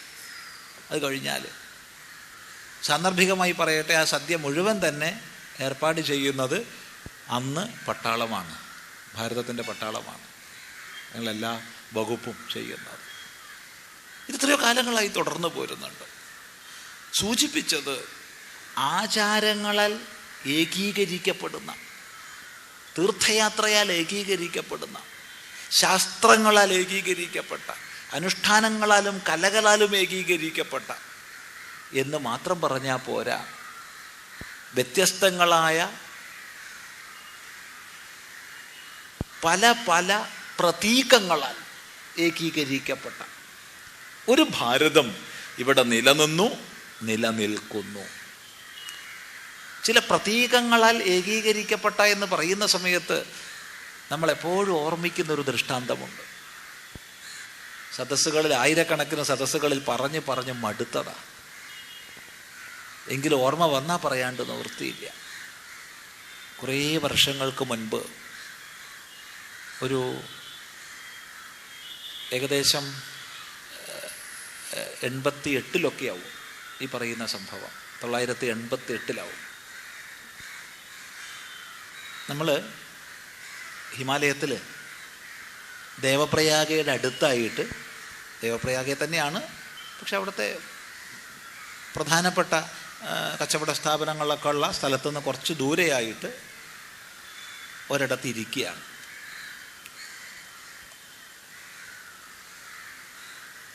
ഒറ്റയടിപ്പാത. അവിടെ പഴയ തകർന്നു കിടക്കുന്നൊരു ചെറിയൊരു ക്ഷേത്രത്തിൻ്റെ അവശിഷ്ടമുണ്ട്. അവിടെ നമ്മളങ്ങനെ ഇരിക്കുക. പ്രത്യേകിച്ച് പണിയൊന്നുമില്ല. ചാപ്പാടൊക്കെ കിട്ടിയിട്ടുണ്ട്, പിന്നെ പ്രത്യേകിച്ചൊന്നും പണിയൊന്നുമില്ല, അങ്ങനെ ഇരിക്കുക. ഈ സമയത്ത് അവിടെ കാട്ടിൽ നിന്ന് വിറകൊടിച്ച് ഒരമ്മ ഇങ്ങനെ നടന്നു വരുന്നു ആ ഒറ്റയടി പാതയിലൂടെ. അവരുടെ തലയിൽ ഒരു കെട്ട് വിറകുണ്ട്, അവരുടെ ഒക്കത്തൊരു കുട്ടിയുമുണ്ട്. അങ്ങനെ കുത്തനെ ഇറങ്ങി അങ്ങനെ വരിക മലവഴിയിലൂടെ. കാഷായ വസ്ത്രം ധരിച്ച ഒരാൾ ഇങ്ങനെ ഇരിക്കുന്നത് കണ്ടപ്പോൾ അവർ വളരെ ബഹുമാനത്തോടെ ആദരവോടുകൂടി അരികെ വന്ന് ഈ വിറക് കെട്ട് താഴെ വെച്ച്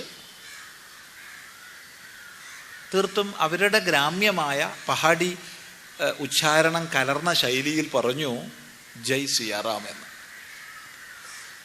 ശുദ്ധ ഹിന്ദി ഭാഷയിൽ ജയ് സിയാറാം എന്ന് പറയുന്ന പോലെയല്ല, പഹാഡി ഉച്ചാരണമാണ്. അത് കഴിഞ്ഞ് അവർ തൊഴുത് അവരങ്ങ് പോയി. ഇത്രയേ ഉള്ളൂ. വർഷങ്ങൾ ചിലത് കഴിഞ്ഞു. 91, അതായത് 3 വർഷങ്ങൾ കഴിഞ്ഞിട്ട്, ഇനി 92 എന്ന് ഓർമ്മയില്ല, 91 അല്ലെങ്കിൽ 92, അപ്പോഴത്തേക്ക് നമ്മൾ കേരളത്തിൽ വന്നിട്ടുണ്ട്. കൊളത്തൂരിൽ താമസാക്കിയിട്ടുണ്ട്. വയനാട് ജില്ലയിൽ ഞങ്ങൾ 2-3 പേര് കൂടിയിട്ട് ഒരു ആവശ്യത്തിന് പോയതായിരുന്നു. ആവശ്യം ഇപ്പോഴും ഓർമ്മ ഉണ്ട്. അവിടെ കുറേ വീടുകൾ അവിടുത്തെ വനവാസികൾക്ക് വേണ്ടി സർക്കാർ ഉണ്ടാക്കി കൊടുത്തു. വലിയ കെങ്കേമായിട്ട് അതിൻ്റെ താക്കോൽദാന കർമ്മമൊക്കെ നടന്നു. ഏതാനും മാസങ്ങൾ കഴിഞ്ഞപ്പോഴത്തേക്ക് പൊളിഞ്ഞു വീണു. ഭാഗ്യത്തിനാർക്കും ജീവാപായമൊന്നും ഉണ്ടായില്ല. ഈ സന്ദർഭത്തിൽ അവിടെ രാഷ്ട്രീയ സ്വയംസേവക സംഘം RSS അവർ കുറച്ച് വീടുകൾ ഉണ്ടാക്കി. ആ വീടുകളുടെ താക്കോൽദാന കർമ്മം നിർവഹിക്കാൻ വേണ്ടി നമ്മൾ പോയിരുന്നു. 92-ലോ 91-ലോ ആണ്. അങ്ങനെ ആ ചടങ്ങൊക്കെ കഴിഞ്ഞു. അവിടെ ഒരു വനപ്രദേശത്തൊരു ക്ഷേത്രമുണ്ട്. അവിടെ ഞങ്ങൾ കുറേ നേരം പോയിരുന്നു. നല്ലൊരു സ്ഥലം, വളരെ ഭംഗിയുള്ളൊരു സ്ഥലം. അപ്പോൾ ആ സ്ഥലത്തിൻ്റെ ഒരു സുഖവും ഭംഗിയൊക്കെ കണക്കാക്കി പിന്നീട് ആ പ്രദേശത്ത് ഉടനെ തന്നെ പോകേണ്ട ഒരു ആവശ്യം വന്നു. ഞങ്ങൾ 2 പേര് കൂടിയിട്ട് അങ്ങനെ നടന്ന് കുറേ കാട്ടിലേക്ക് പോയി. ഏകദേശം കേരള കർണാടക അതിർത്തിയുടെ അടുത്താണ്. കുറേ ഉള്ളിലോട്ട് നടന്നു. ഒരു ഒറ്റയടി പാതയോരത്ത് ഇരുന്നു. ഈ സമയത്ത് 2 അമ്മമാർ നടന്നു വരുന്നുണ്ട്. ഒന്നൊരു വൃദ്ധയാണ്, ഒന്നൊരു യുവതിയാണ്. ഒട്ട് സങ്കോചം അവർക്കുണ്ടായി അപരിചിതരെ വഴിയിൽ കണ്ടപ്പോൾ. അവർ ഇങ്ങനെ സംശയിച്ച് വരണോ വരണ്ടയോ എന്നുള്ള മട്ടിൽ നിൽക്കണത് നമ്മൾ മനസ്സിലാക്കുന്നുണ്ട്. അത് കഴിഞ്ഞ് അവർ മുന്നോട്ട് നടന്നു വന്നു. അടുത്തെത്തി.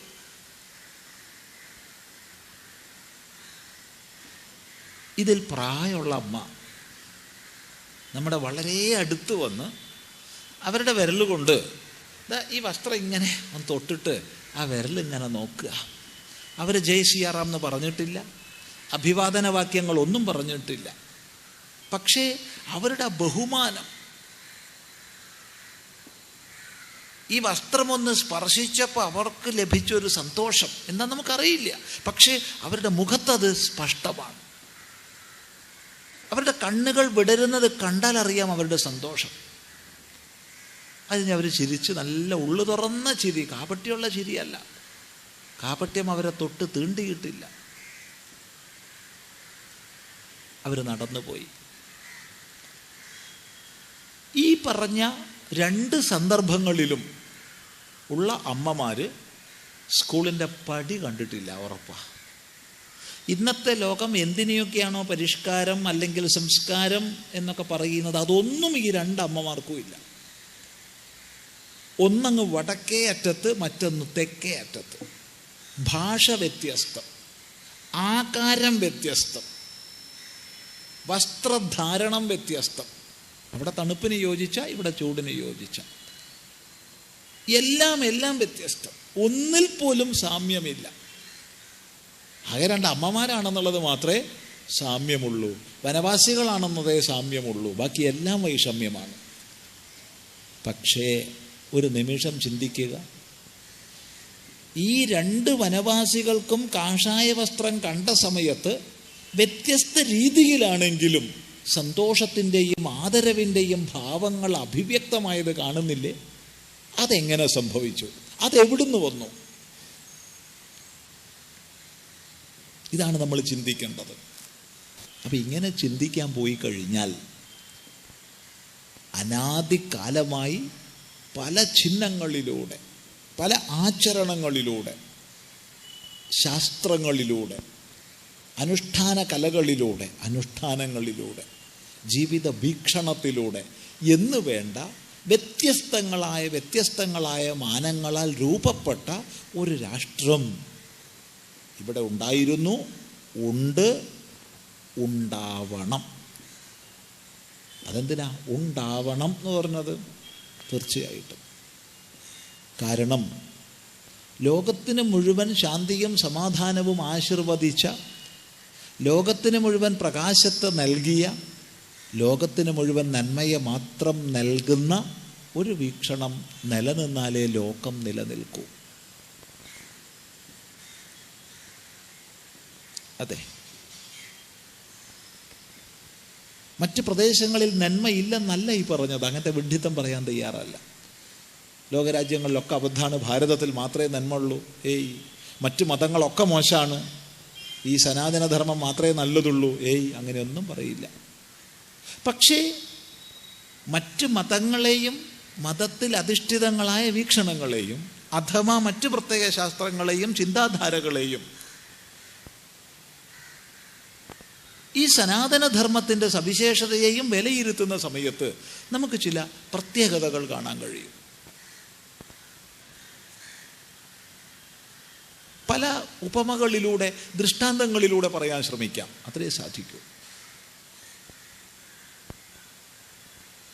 ഏറ്റവും എളുപ്പമുള്ള ഒരു ദൃഷ്ടാന്തം മതങ്ങളും ഈ ധർമ്മവും തമ്മിലുള്ള വ്യത്യാസത്തെ സൂചിപ്പിക്കാൻ തോട്ടവും കാടും തമ്മിലുള്ള വ്യത്യാസത്തെ സൂചിപ്പിക്കുന്നതാണ്. കാടും തോട്ടവും, വനം, തോട്ടം, ഇവ തമ്മിലുള്ള വ്യത്യാസം അതെന്താ? വനം എന്ന് പറയുമ്പോൾ അവിടെ ജൈവ വൈവിധ്യങ്ങളാണ്. പലതരത്തിൽപ്പെട്ട വൃക്ഷങ്ങൾ, പലതരത്തിൽപ്പെട്ട വള്ളിപ്പടർപ്പുകൾ, പല പല പല വിവിധതയാർന്ന വിഭാഗത്തിലെ സസ്യങ്ങൾ, ജന്തുക്കൾ ഒക്കെ ഇട ചേർന്ന് സന്തോഷത്തോടുകൂടി തോളോട് തോൾ ചേർന്ന് ഒന്നിച്ച് ആവസിക്കുന്ന പ്രദേശമാണ് വനം. ജൈവ വൈവിധ്യങ്ങളുടെ മേഖലയാണ് വനം. ശീതളമാണ്, ശ്യാമളമാണ്, സുഖദമാണ്, സുന്ദരമാണ്, സംശയമില്ല. ഈ വനത്തിലെ വൃക്ഷങ്ങളെ വെട്ടി നശിപ്പിച്ച് പേരോടുകൂടെ പുഴക്കിയെടുത്ത് തീയിട്ട് അവിടെ ഏകവിളത്തോട്ടം വെച്ച് പിടിപ്പിച്ചു എന്ന് വിചാരിച്ചോളൂ.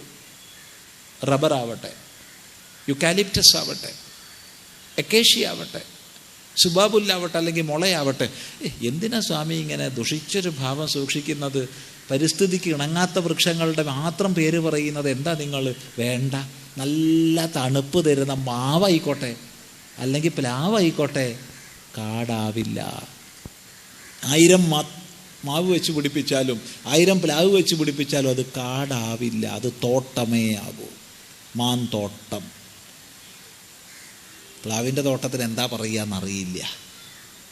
ആർക്കെങ്കിലും അറിയിച്ചാൽ പറയാം. വേണമെങ്കിൽ പ്ലാൻ തോട്ടം എന്നൊക്കെ പറയാം. നമുക്ക് മലയാളത്തിൽ വ്യാകരണ പെശക് വരുമോ എന്നറിയില്ല. എന്ത് തന്നെയായാലും കൊള്ളാം, അത് തോട്ടമേ ആവൂ, കാടാവില്ല. കാടെന്ന് പറയുമ്പോൾ ജൈവ വൈവിധ്യങ്ങൾ ഒന്നിച്ചാവസിക്കുന്നതാണ്. ജൈവ വൈവിധ്യങ്ങൾ ഒന്നിച്ചാവസിക്കുമ്പോൾ അത് സുഖദമാണ്. ജൈവ വൈവിധ്യങ്ങളില്ലാത്ത തോട്ടങ്ങൾ ഊഷരങ്ങളാണ്.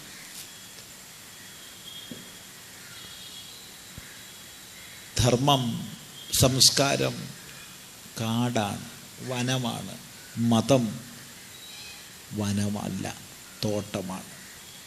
അത് ഏകവിള തോട്ടമാണ്. ഈ വ്യത്യാസം പ്രബലമാണ്.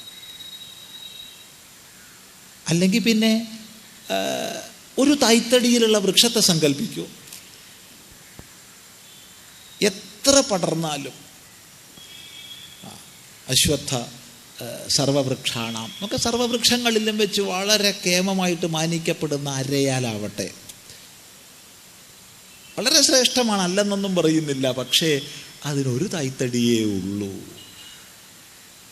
എന്നാൽ പേരാൽ അങ്ങനെയല്ല. പേരാലിന് എത്ര തടിയാന്ന് ആർക്കും പറയാൻ പറ്റില്ല. അതിനെ നിർബാധം വളരാൻ അനുവദിച്ചാൽ ലോകം മുഴുവൻ ചിലപ്പോൾ ഒരു മരം വ്യാപിച്ചു എന്ന് വരും. നമുക്ക് പറയാൻ പറ്റില്ല.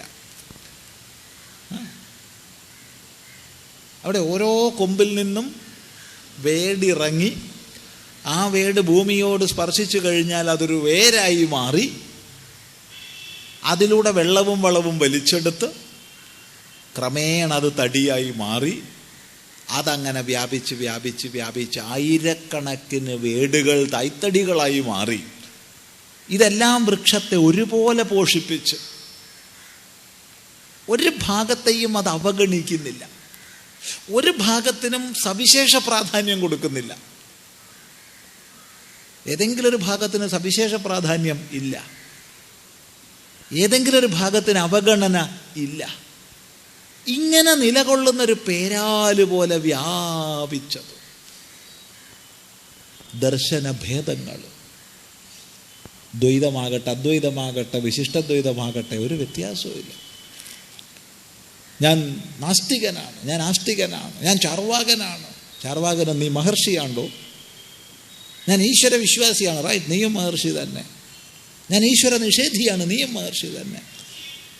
അല്ലെങ്കിൽ ആയുർവേദമെന്നോ ധനുർവേദമെന്നോ സ്ഥപത്യവേദമെന്നോ ഗാന്ധർവവേദമെന്നോ അർത്ഥവേദമെന്നോ വ്യത്യാസമില്ല. അറിവിൻ്റെ എല്ലാ ശാഖകളെയും വൈജ്ഞാനിക ശാഖകളെയും ഒരുപോലെ ആദരിക്കുന്നൊരു വീക്ഷണം, പരസ്പര പോഷകം ചെയ്യുന്നൊരു വീക്ഷണം. ഇതാണ് സനാതനധർമ്മം. ഇതൊറ്റത്തടി വൃക്ഷമല്ല.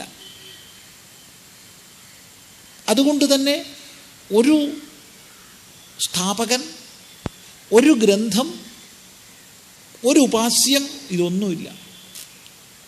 ഒരു സ്ഥാപകൻ, ഒരു ഗ്രന്ഥം, ഒരു ഉപാസ്യം ഇല്ലേ ഇല്ല. ആയിരക്കണക്കിന് ഋഷീശ്വരന്മാർ, ലക്ഷക്കണക്കിന് ഗ്രന്ഥങ്ങൾ, കോടിക്കണക്കിന് ദൈവങ്ങൾ. എത്ര സമ്പന്നരാണ് നമ്മൾ! ഈ സമ്പന്നതയിലൊന്ന് അഭിമാനിക്കൂ. ദാരിദ്ര്യത്തിലല്ല അഭിമാനിക്കേണ്ടത്.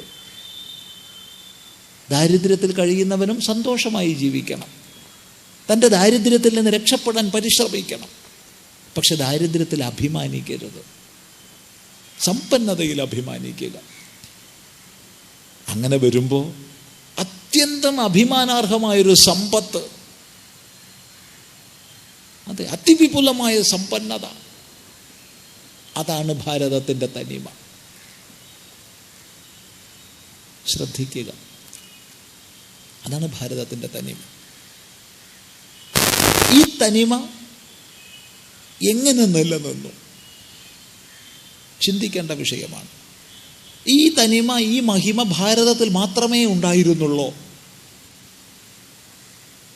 ഈ പറഞ്ഞ വൈവിധ്യങ്ങളെ ആദരിക്കുന്ന, വൈവിധ്യങ്ങളെ അംഗീകരിക്കുന്ന തനിമ, മഹിമ ഭാരതത്തിൽ മാത്രമേ ഉണ്ടായിരുന്നുള്ളൂ. നമ്മൾ പറയുന്ന ഒരിക്കലും അല്ല. നമുക്ക് മനസ്സിലാക്കാൻ കഴിഞ്ഞിടത്തോളം ഗ്രീക്ക് സംസ്കാരത്തെക്കുറിച്ച് പഠിച്ചാൽ അവിടെയും വൈവിധ്യങ്ങളെ അംഗീകരിക്കുന്ന ഭാവമുണ്ടായിരുന്നു. നമ്മുടെ പുരാണങ്ങളിലും മറ്റ് ഭക്തിശാസ്ത്രങ്ങളിലും കാണുന്നത് പോലെ ദേവതാ ബഹുത്വം ഉണ്ടായിരുന്നു, വിചാര സ്വാതന്ത്ര്യമുണ്ടായിരുന്നു. പിന്നീട് മതാധിഷ്ഠിത സാമ്രാജ്യത്വ ശക്തികൾ ഒന്നൊന്നായി അധിനിവേശം ചെയ്ത് ഓരോരോ സംസ്കാരത്തെ നശിപ്പിച്ചതിന് ശേഷമുള്ള ചിത്രമല്ല പറയുന്നത്. സ്വാഭാവികമായി തന്നെ ലോകത്തിലുണ്ടായിരുന്ന പ്രാചീന സംസ്കാരങ്ങളിലെല്ലാം ഈ വൈവിധ്യങ്ങളും വൈവിധ്യങ്ങളെ ബഹുമാനിക്കുകയും ചെയ്യുന്ന രീതി ഉണ്ടായിരുന്നു എന്ന് നമുക്ക് അനുമാനിച്ചേ മതിയാവും. അതുകൊണ്ട് ഇത് ഭാരതത്തിൽ മാത്രമായിരുന്നില്ല. പക്ഷേ അപ്രകാരം ലോകത്തെ ശാന്തിപൂർവമാക്കിയിരുന്ന, വൈവിധ്യങ്ങളെ അംഗീകരിച്ച് ലോകത്തിൽ ശീതളിമയെ നൽകിയിരുന്ന സംസ്കാരങ്ങളെല്ലാം നമുക്കറിയാം കാലഗതിയിൽ നഷ്ടപ്പെട്ടു. ഏതെങ്കിലും ഒരു പ്രാചീന സംസ്കാരം ശേഷിച്ചിട്ടുണ്ടോ ഭാരതീയ സംസ്കൃതി അല്ലാതെ? എല്ലാം കാലഗതിയിൽ നശിച്ചു. എങ്ങനെ നശിച്ചു എന്ന് ചിന്തിക്കുമ്പോൾ പല പല ദിശകളിലേക്ക് നമ്മൾ പോവുകയും ഉത്തരം കണ്ടെത്തുകയും ചെയ്യണം. പരസ്പര പൂരകങ്ങളായ ഒരുപാട് കാരണങ്ങളുണ്ട്. സ്വയം സംരക്ഷിക്കാൻ തയ്യാറാവാതെ വരുമ്പോൾ, കാലഗതിക്കനുസരിച്ച് നവീകരിക്കാൻ തയ്യാറാകാതെ വരുമ്പോൾ, സുശക്തമായ സ്ഥിതി ആന്തരികമായി നിലനിർത്താൻ കഴിയാതെ വരുമ്പോൾ എന്നൊക്കെ പല പല മറുപടികൾ പറയാം. എങ്കിലും മൊത്തത്തിൽ ഒരു സങ്കോചവും സന്ദേഹവും ഇല്ലാതെ പറയുന്നു, മതാധിഷ്ഠിത സാമ്രാജ്യത്വ ശക്തികളുടെ അധിനിവേശങ്ങൾ അതാണ് വിവിധ സംസ്കാരങ്ങളെ നശിപ്പിച്ചത്. അങ്ങനെ നശിക്കാൻ ഹേതുവായ സാഹചര്യം അവിടെ ഉണ്ടായി, അത് ശരി തന്നെ. പക്ഷെ ഇതാണ് ബാഹ്യമായി കാണാൻ കഴിയുന്ന കാരണം. മതത്തിൽ അധിഷ്ഠിതമായ സാമ്രാജ്യത്വ ശക്തിക്ക് നേരത്തെ പറഞ്ഞ ഏകവിളത്തോട്ടത്തിൻ്റെ മനസ്സാണ്. അത് വൈവിധ്യങ്ങളെയൊക്കെ തകർത്ത് ഏകവിളത്തോട്ടം വെച്ച് പിടിപ്പിക്കുകയാണ്. ഞങ്ങളുടേത് മാത്രം, ഞങ്ങളിലൂടെ മാത്രം മോചനം, ഞങ്ങളുടേത് മാത്രം ശ്രേഷ്ഠം.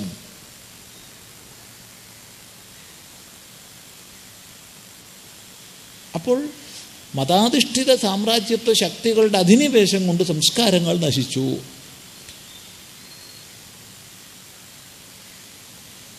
ശ്രദ്ധിക്കുക, ഇതിന് 1000 കൊല്ലങ്ങൾ കഴിഞ്ഞിട്ട് അഥവാ 2000 കൊല്ലങ്ങൾ കഴിഞ്ഞിട്ട് ലോകത്തോട് മാപ്പ് പറയുന്നതിൽ വലിയ അർത്ഥമൊന്നുമില്ല.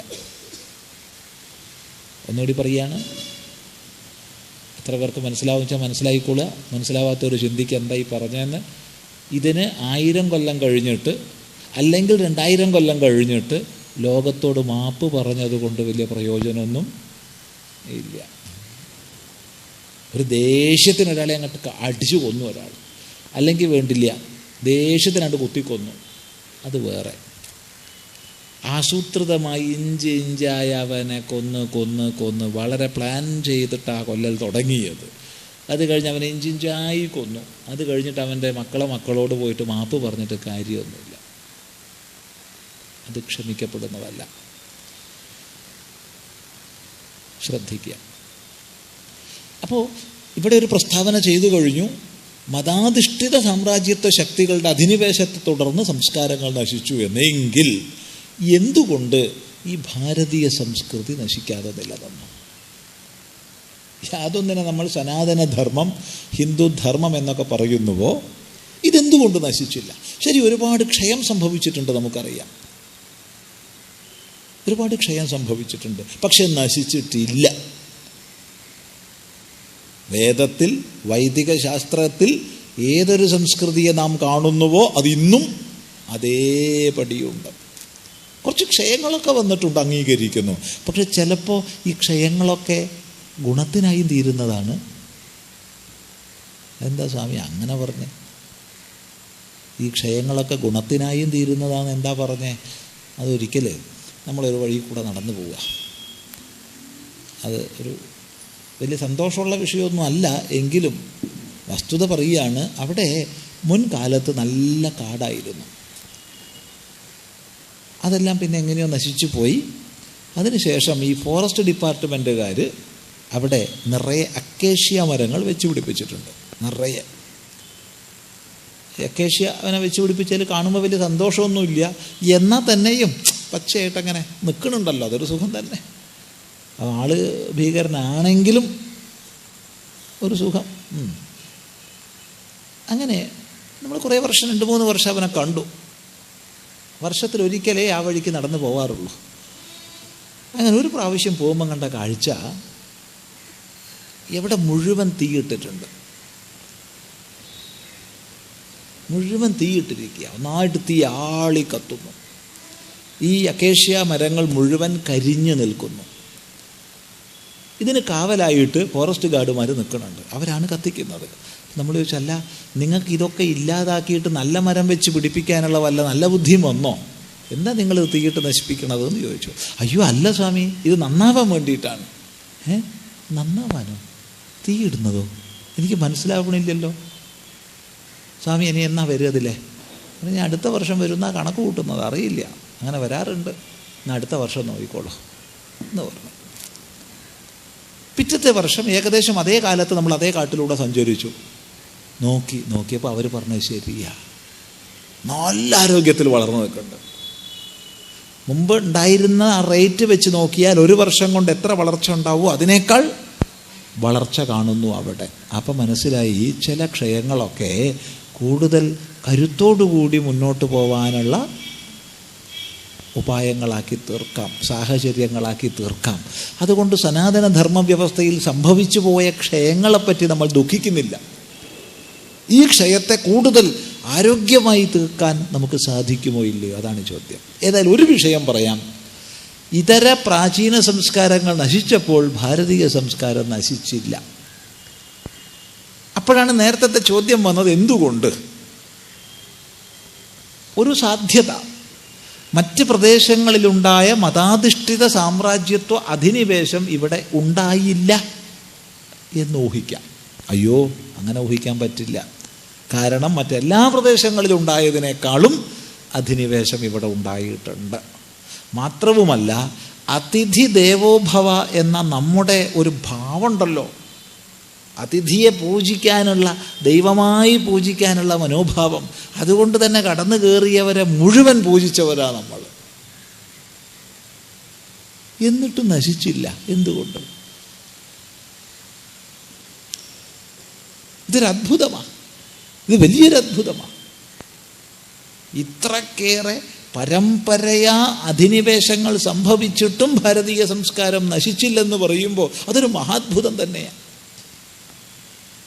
ഇതെത്ര മഹാത്ഭുതമെന്ന് മനസ്സിലാക്കണമെങ്കിൽ ഗ്രീക്ക് സംസ്കാരത്തിന് എന്ത് പറ്റി, അല്ലെങ്കിൽ ഈജിപ്ഷ്യൻ സംസ്കാരത്തിന് എന്ത് പറ്റി, അല്ലെങ്കിൽ തെക്കൻ അമേരിക്കയിലുണ്ടായിരുന്ന വിവിധ സംസ്കാരങ്ങൾക്ക് എന്തു പറ്റി, അല്ലെങ്കിൽ ആഫ്രിക്കയിലുണ്ടായിരുന്ന പ്രാചീന ചന്ദ്രോപാസകന്മാരും മറ്റുമായവരുടെ സംസ്കാരത്തിന് എന്തു പറ്റി എന്ന് നമ്മൾ എണ്ണി നോക്കണം. അപ്പോഴാണ് അത്ഭുതപ്പെടുന്നത്, ഇതെന്തുകൊണ്ട് നശിക്കാതെ നിന്നു. പല മറുപടികളുണ്ട്.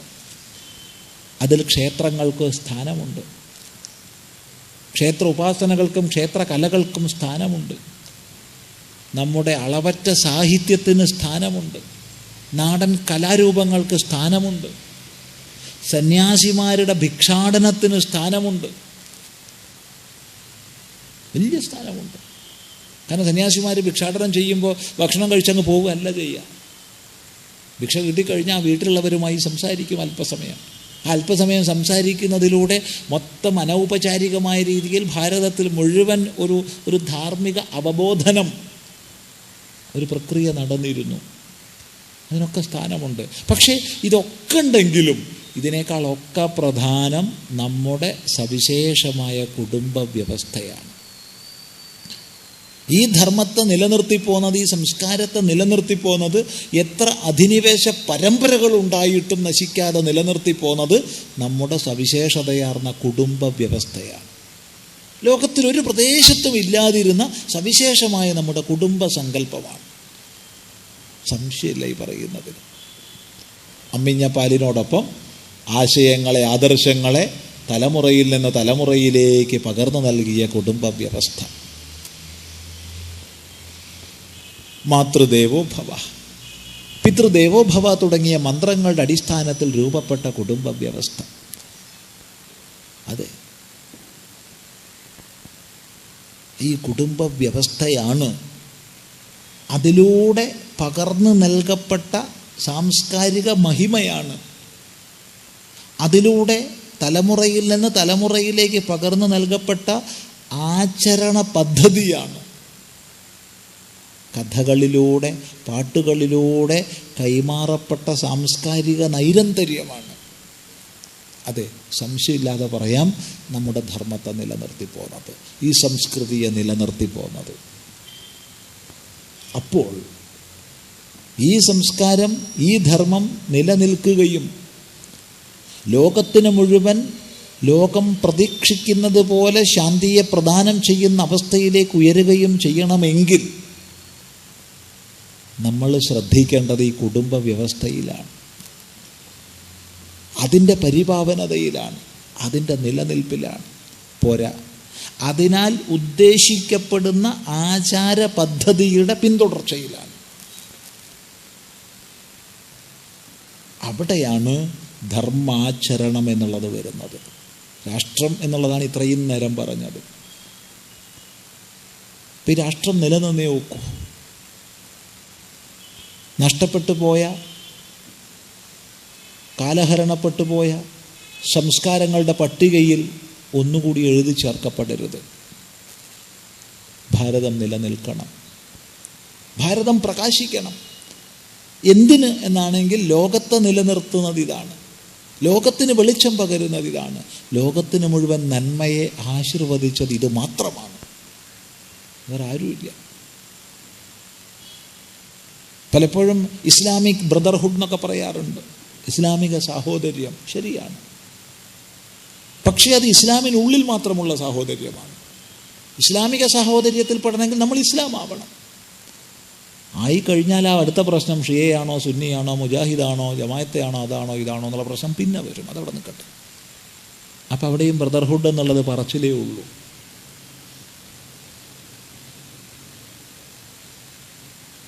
പക്ഷെ ലോകത്തിന് മുഴുവൻ ഒരുപോലെ സുഖവും ശാന്തിയും ആശീർവദിച്ച ഹൈന്ദവ സർവേ സുഖിന സന്തു എന്നൊരു വാക്യം ഒരാചാര്യൻ നമുക്ക് പറഞ്ഞു തന്നിട്ടില്ല. സർവേ ഭവന്തു സുഖിനഃ എന്നേ പറഞ്ഞിട്ടുള്ളൂ. ലോകാ സമസ്താ സുഖിനോ ഭവന്തു എന്നേ പറഞ്ഞിട്ടുള്ളൂ. അതെ, ഈ ഒരു സംസ്കാരം നിലനിന്നാൽ മാത്രമേ ലോകം നിലനിൽക്കൂ. അതുകൊണ്ടിത് നശിക്കരുതെങ്കിൽ അതിന് വലിയ വലിയ പ്രസംഗങ്ങൾ സംഘടിപ്പിച്ചിട്ടൊരു കാര്യവുമില്ല.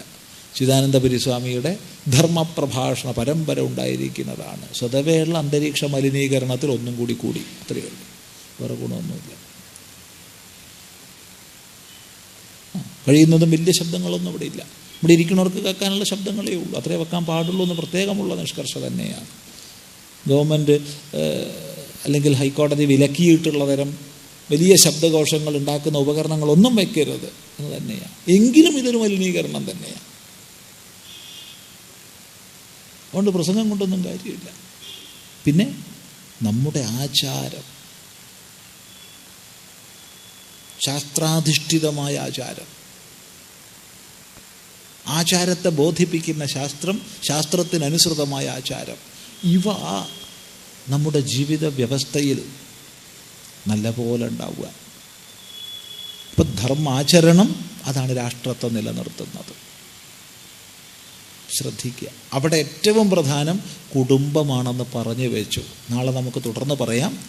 അതിലേക്കൊരു സൂചന മാത്രം പറയട്ടെ. ഒരു സൂചന മാത്രം. ധർമ്മശബ്ദത്തിൻ്റെയും കുടുംബശബ്ദത്തിൻ്റെയും വേര് തേടിപ്പോയാൽ ഒരേ അർത്ഥമാണ്. അതെന്താ അങ്ങനെ പറഞ്ഞേ? ധൃഞ്ഞ് ധാരണേ എന്നുള്ള ധാതുവിൽ നിന്നാണ് ധർമ്മശബ്ദം ഉണ്ടാവുന്നത്. കുടുംബ ധാരണേ എന്നുള്ള ധാതുവിൽ നിന്നാണ് കുടുംബശബ്ദം ഉണ്ടാവുന്നത്. പാണിനീയത്തിൽ ധാതുപാഠത്തിൽ ധൃ ധാരണേ എന്നും ധൃഞ്ഞ് ധാരണ പോഷണയോഹോ എന്നും ധാതുക്കളുണ്ട്. ഈ ധൃ ധാതുവിൽ നിന്നാണ് ധർമ്മം എന്നുള്ള ശബ്ദം ഉണ്ടാവുന്നത്. അതിന് പരമായി മനു പ്രത്യയം വരുമ്പോൾ. കുടുംബശബ്ദമാകട്ടെ കുടുംബ ധാരണ എന്നുള്ള ധാതുവിൽ നിന്നാണ്. ഇത് പാണിനീയത്തിൽ ധാതുപാഠത്തിൽ ചുരാദിഗണത്തിൽ ഉൾപ്പെട്ട ഒരു ധാതുവാണ്. അപ്പോൾ കുടുംബയതി ഇത് കുടുംബ എന്നുവെച്ചാൽ അർത്ഥം രണ്ടിൻ്റെയും അർത്ഥം ഒന്നാണ്. ധാരണേ ചേർക്കുന്നത്, കൂട്ടിച്ചേർക്കുന്നത്, ഒന്നായി ചേർക്കുന്നത്, ഒന്നായി ചേർത്ത് കോർത്ത് നിർത്തപ്പെടുന്നത് എവിടെയോ എന്തിനാലോ അതാണ് ധർമ്മം, അതാണ് കുടുംബം. അപ്പം ധർമ്മത്തെ നിലനിർത്തുന്നത് ആര്? ധർമാചരണത്തിൽ മുഖ്യം എന്ത്? സംശയമില്ല, നമ്മുടെ കുടുംബസങ്കല്പം അവിടെ വരും. കുടുംബമാകട്ടെ ആചാരപ്രധാനമാണ്, ധർമ്മം ആചാരപ്രധാനമാണ്. ശ്രദ്ധിക്കുക. ആര്യന്മാർ വിദേശത്തു നിന്നോ വന്നവരാണെന്നും ഇവിടുത്തെ ആദിമനിവാസികളായ ദ്രാവിഡന്മാരെ തോൽപ്പിച്ച് ആധിപത്യം സ്ഥാപിച്ചുവെന്നും ഞങ്ങളുടെ പാഠപുസ്തകങ്ങളിൽ കാണുന്നു. ഈ വാദം ശരിയല്ലെങ്കിൽ പാഠ്യപദ്ധതിയിൽ ഇതെങ്ങനെ കടന്നുകൂടി? ഈ വിഷയം ഒന്ന് വിശദീകരിച്ചു തരാമോ? ഇത് വളരെ പ്രധാനമായിട്ടുള്ളൊരു വിഷയമാണ്. ഇവിടെ ഈ ഭാരതത്തെ പരിപൂർണമായി തകർക്കുന്നതിനുള്ള പരിശ്രമങ്ങൾ ആരംഭിച്ചിട്ട് കുറേയായി. പക്ഷേ ആ ലക്ഷ്യത്തിൻ്റെ മൂർച്ഛയ്ക്കും അതിനുള്ള ഉപാധിക്കുമൊക്കെ വ്യത്യാസം പലപ്പോഴും ഉണ്ടായിട്ടുണ്ട്. ഉദാഹരണം പറഞ്ഞാൽ മാക്സ് മുള്ളർ ഈ ആര്യൻ ശബ്ദത്തിന് ഇപ്രകാരം ഒരർത്ഥം വിശദീകരിക്കുന്ന സമയത്ത് അദ്ദേഹം ഇന്ന് ഉള്ള ഗവേഷകന്മാർ ഉദ്ദേശിക്കുന്ന അത്ര ദുഷിച്ച ഉദ്ദേശങ്ങളൊന്നും അദ്ദേഹത്തിന് ഉണ്ടായിരുന്നില്ല. അതുകൊണ്ടാണ് പറഞ്ഞ മൂർച്ഛയ്ക്കൊക്കെ മാറ്റം ഉണ്ടെന്നുള്ളത്. പക്ഷേ പരിശ്രമം കുറേ മുമ്പേ തുടങ്ങിയതാണ്. അത് എവിടം വെച്ച് തുടങ്ങണം? നമ്മൾ എവിടം വെച്ച് തുടങ്ങണമെന്ന് ചോദിച്ചാൽ ശരിക്കറിയില്ല. എന്നാലും അറിയുന്നൊരിടം വെച്ച് തുടങ്ങാം. ലോകത്തിൽ വ്യത്യസ്ത രാജ്യങ്ങളിൽ പോവുകയും അവിടമൊക്കെ മതം പ്രചരിപ്പിക്കുകയും സ്ഥാപിക്കുകയും മതത്തിൻ്റെ അടിസ്ഥാനത്തിലുള്ള ജീവിത വ്യവസ്ഥ വാർത്തെടുക്കുകയും ചെയ്യുക, ഇത് പരിപാവനമായ ദൗത്യമാണ് എന്നുള്ളത് ക്രിസ്ത്യൻ മതസ്ഥാപനത്തോടു കൂടിയുള്ളതാണ്. ആരാ ക്രിസ്ത്യൻ മതം സ്ഥാപിച്ചത്? ആരാ? മഹാനായ യേശുക്രിസ്തുവെ പറയരുത്. അദ്ദേഹം തത്വവിജ്ഞാനിയായിരുന്നു. അദ്ദേഹം ഒരു മതവും സ്ഥാപിച്ചിട്ടില്ല, ഒരു മതത്തിൻ്റെ പരിധിയിൽപ്പെട്ട ആളല്ല. അദ്ദേഹം മഹാനായ വിജ്ഞാനിയായ സന്യാസിവര്യനായിരുന്നു. സർവ്വമനുഷ്യരിലും ഏകത്വം ദർശിച്ച വിജ്ഞാനിയാണ് അദ്ദേഹം. എങ്ങനെയാണ് മതം സ്ഥാപിക്കുക? മറിച്ച് അദ്ദേഹത്തിൻ്റെ രണ്ടാം തലമുറയിൽപ്പെട്ട പോളാണ്. ഇത് ബൈബിളിൽ പുതിയ നിയമത്തിൽ അതാണല്ലോ ക്രിസ്ത്യാനിയുടെ അടിസ്ഥാനം. പഴയ നിയമം എല്ലാവർക്കും അവകാശപ്പെട്ടതാണ്, ക്രിസ്ത്യാനിക്ക് മാത്രമുള്ളതല്ല. അബ്രഹാമിക് മതങ്ങൾക്കൊക്കെ അവകാശപ്പെട്ടതാണ് ഓൾഡ് ടെസ്റ്റമെൻറ്റ്. ന്യൂ ടെസ്റ്റമെൻ്റാണ് ക്രിസ്ത്യാനിയുടെ സവിശേഷത. ഈ ന്യൂ ടെസ്റ്റമെൻറ്റിൽ ആദ്യത്തെ 4 സുവിശേഷങ്ങളിലും നമുക്ക് മതം കാണാൻ കഴിയില്ല. അത് മാത്യൂസ് ആയാലും ലൂക്കോസ് ആയാലും ജോൺ ആയാലും മാർക്കോസ് ആയാലും, ഈ 4 സുവിശേഷങ്ങളിലും മതം നമുക്ക് കാണാൻ കഴിയില്ല. മതം കാണാൻ കഴിയുന്നത് എപ്പിസിൽസ് ഓഫ് പോൾ മുതൽക്കാണ്. പോളിൻ്റെ കത്തുകൾ, ലോകത്തിൻ്റെ വിവിധ ഭാഗങ്ങളിലേക്ക് പോള് കത്തുകൾ അയച്ചു, ദൂതന്മാരെ പറഞ്ഞയച്ചു. അവിടെ ഒക്കെ മതം സ്ഥാപിക്കാനും മതാധിഷ്ഠിതമായ ചിന്തയുള്ള സമൂഹത്തെ വാർത്തെടുക്കാനും പള്ളികൾ പണിയാനുമുള്ള നിർദ്ദേശങ്ങൾ എഴുതപ്പെട്ടു. അവിടെയാണ് മതം തുടങ്ങുന്നത്. അപ്പോൾ മതസ്ഥാപകൻ പോളാണ്, സെയിൻറ്റ് പോളാണ്. അതോടുകൂടി വ്യാപകമായി അധിനിവേശങ്ങളും മതസ്ഥാപനങ്ങളും വളർന്നുകൊണ്ടേ വന്നു. ഇവിടെയും വന്നു, ഭാരതത്തിലും വന്നു ധാരാളമായിട്ട്. എല്ലാ പ്രദേശങ്ങളിലും എത്ര പെട്ടെന്ന് വിളഞ്ഞോ അത്ര പെട്ടെന്ന് ഭാരതത്തിൽ വിളഞ്ഞില്ല. മതപ്രചരണത്തിന് വേണ്ടിയുള്ള പരിശ്രമവും അതിനുള്ള പ്രതിഫലവും തോതളന്ന് നോക്കുമ്പോൾ ഭാരതത്തിൽ നിരാശാജനകമായിരുന്നു ഫലം. അതെ, പല ചർച്ചകളും നടന്നു. എന്തുകൊണ്ട്?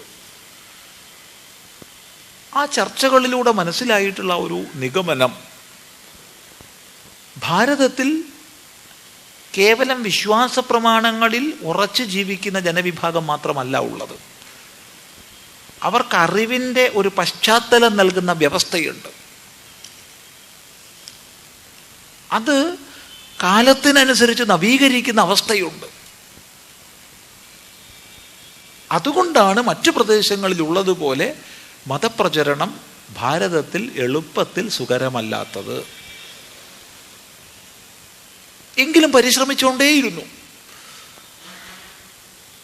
ഈ പരിശ്രമം വളരെ ശക്തമാകുന്നത് നമുക്ക് ജെസ്യൂട്ട് പാതിരിമാരുടെയൊക്കെ വരവിന് ശേഷം നമുക്ക് കാണാൻ കഴിയും.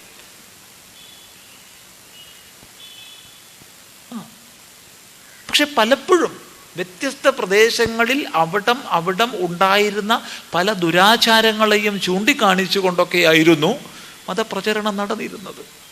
പക്ഷെ ഭാരതത്തിൽ അത് സാധിക്കുന്നില്ല. കാരണം ഇവിടെയുള്ള ദുരാചാരങ്ങൾക്കെതിരെ ഇവിടെയുള്ള വിദ്വാൻമാർ തന്നെ വരുന്നു. അങ്ങനെ കാലം മുന്നോട്ട് വരവേ ഏറ്റവും പ്രധാനമായ വളരെയധികം ചർച്ച, വത്തിക്കാനിലടക്കം വലിയ ചർച്ചയുണ്ടായൊരു സംഭവം ഉണ്ടായി. ആ സംഭവം മറ്റൊന്നായിരുന്നില്ല.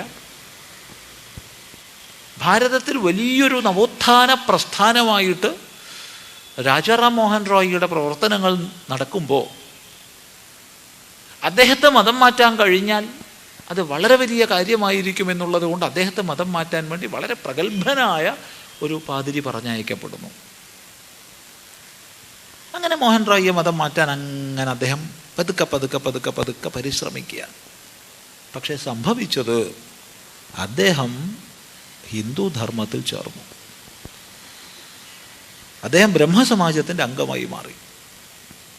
അപ്പോൾ പ്രത്യേക പരിശീലനം സിദ്ധിച്ച അങ്ങേയറ്റത്തെ അറിവുള്ള ഈ പാതിരി മതം മാറ്റപ്പെട്ടത് അക്ഷരാർത്ഥത്തിൽ ഞെട്ടിച്ചു. അപ്പോഴാണ് നേരത്തെ പറഞ്ഞ വിലയിരുത്തലും ചർച്ചയും സജീവമാകുന്നത്. നിഗമനം എളുപ്പമായിരുന്നു. വേദത്തെ തെറ്റിദ്ധരിപ്പിക്കണം, വേദത്തെ ദുർവ്യാഖ്യാനം ചെയ്ത് സമൂഹത്തിൽ അവതരിപ്പിക്കണം. അതിലൂടെ മാത്രമേ ഈ ഭാരതത്തെ നമുക്ക് പൂർണ്ണമായി ഇവാഞ്ചലൈസ് ചെയ്യാൻ കഴിയൂ, അല്ലെങ്കിൽ കഴിയില്ല. ഭാരതത്തെ പൂർണ്ണമായി ഇവാഞ്ചലൈസ് ചെയ്താൽ മാത്രമേ നമുക്ക് കോളനി ഭരണം ദീർഘകാലം മുന്നോട്ട് കൊണ്ടുപോകാൻ സാധിക്കൂ. കോളനി ഭരണം മതവും കോളനി ഭരണവും ചേർന്നതാണ്. ഇതിനെന്ത് പരിശ്രമം ചെയ്യണം? ഓക്സ്ഫോർഡ് യൂണിവേഴ്സിറ്റിയോട് ബന്ധപ്പെട്ട് ബോർഡൻ ചെയർ സ്ഥാപിക്കപ്പെട്ടു. ബോർഡൻ ചെയർ, അതിനുവേണ്ട പൂർണ്ണമായ പണവും കൊടുത്തത് ബോർഡനായിരുന്നു. ബോർഡന് പ്രത്യേകം സർ പദവിയൊക്കെ കൊടുത്ത് പിന്നീട് ബഹുമാനിച്ചിട്ടുണ്ട്. എന്നാലും ചെയറിൻ്റെ പേര് ബോർഡൻ ചെയറാണ്. ബോർഡൻ ചെയർ ഈ വേദവ്യാഖ്യാനം പൂർണ്ണമായി ചെയ്യാനുള്ള ഉത്തരവാദിത്തം ഏറ്റെടുത്ത് ഗവൺമെൻറ്റിനോട് പ്രോജക്റ്റ് സമർപ്പിച്ച് ഫണ്ടിന് അപേക്ഷിച്ചു. ബ്രിട്ടീഷ് ഗവൺമെൻറ് പൂർണ്ണമായി ഫണ്ട് ഏറ്റെടുത്തു, 100%.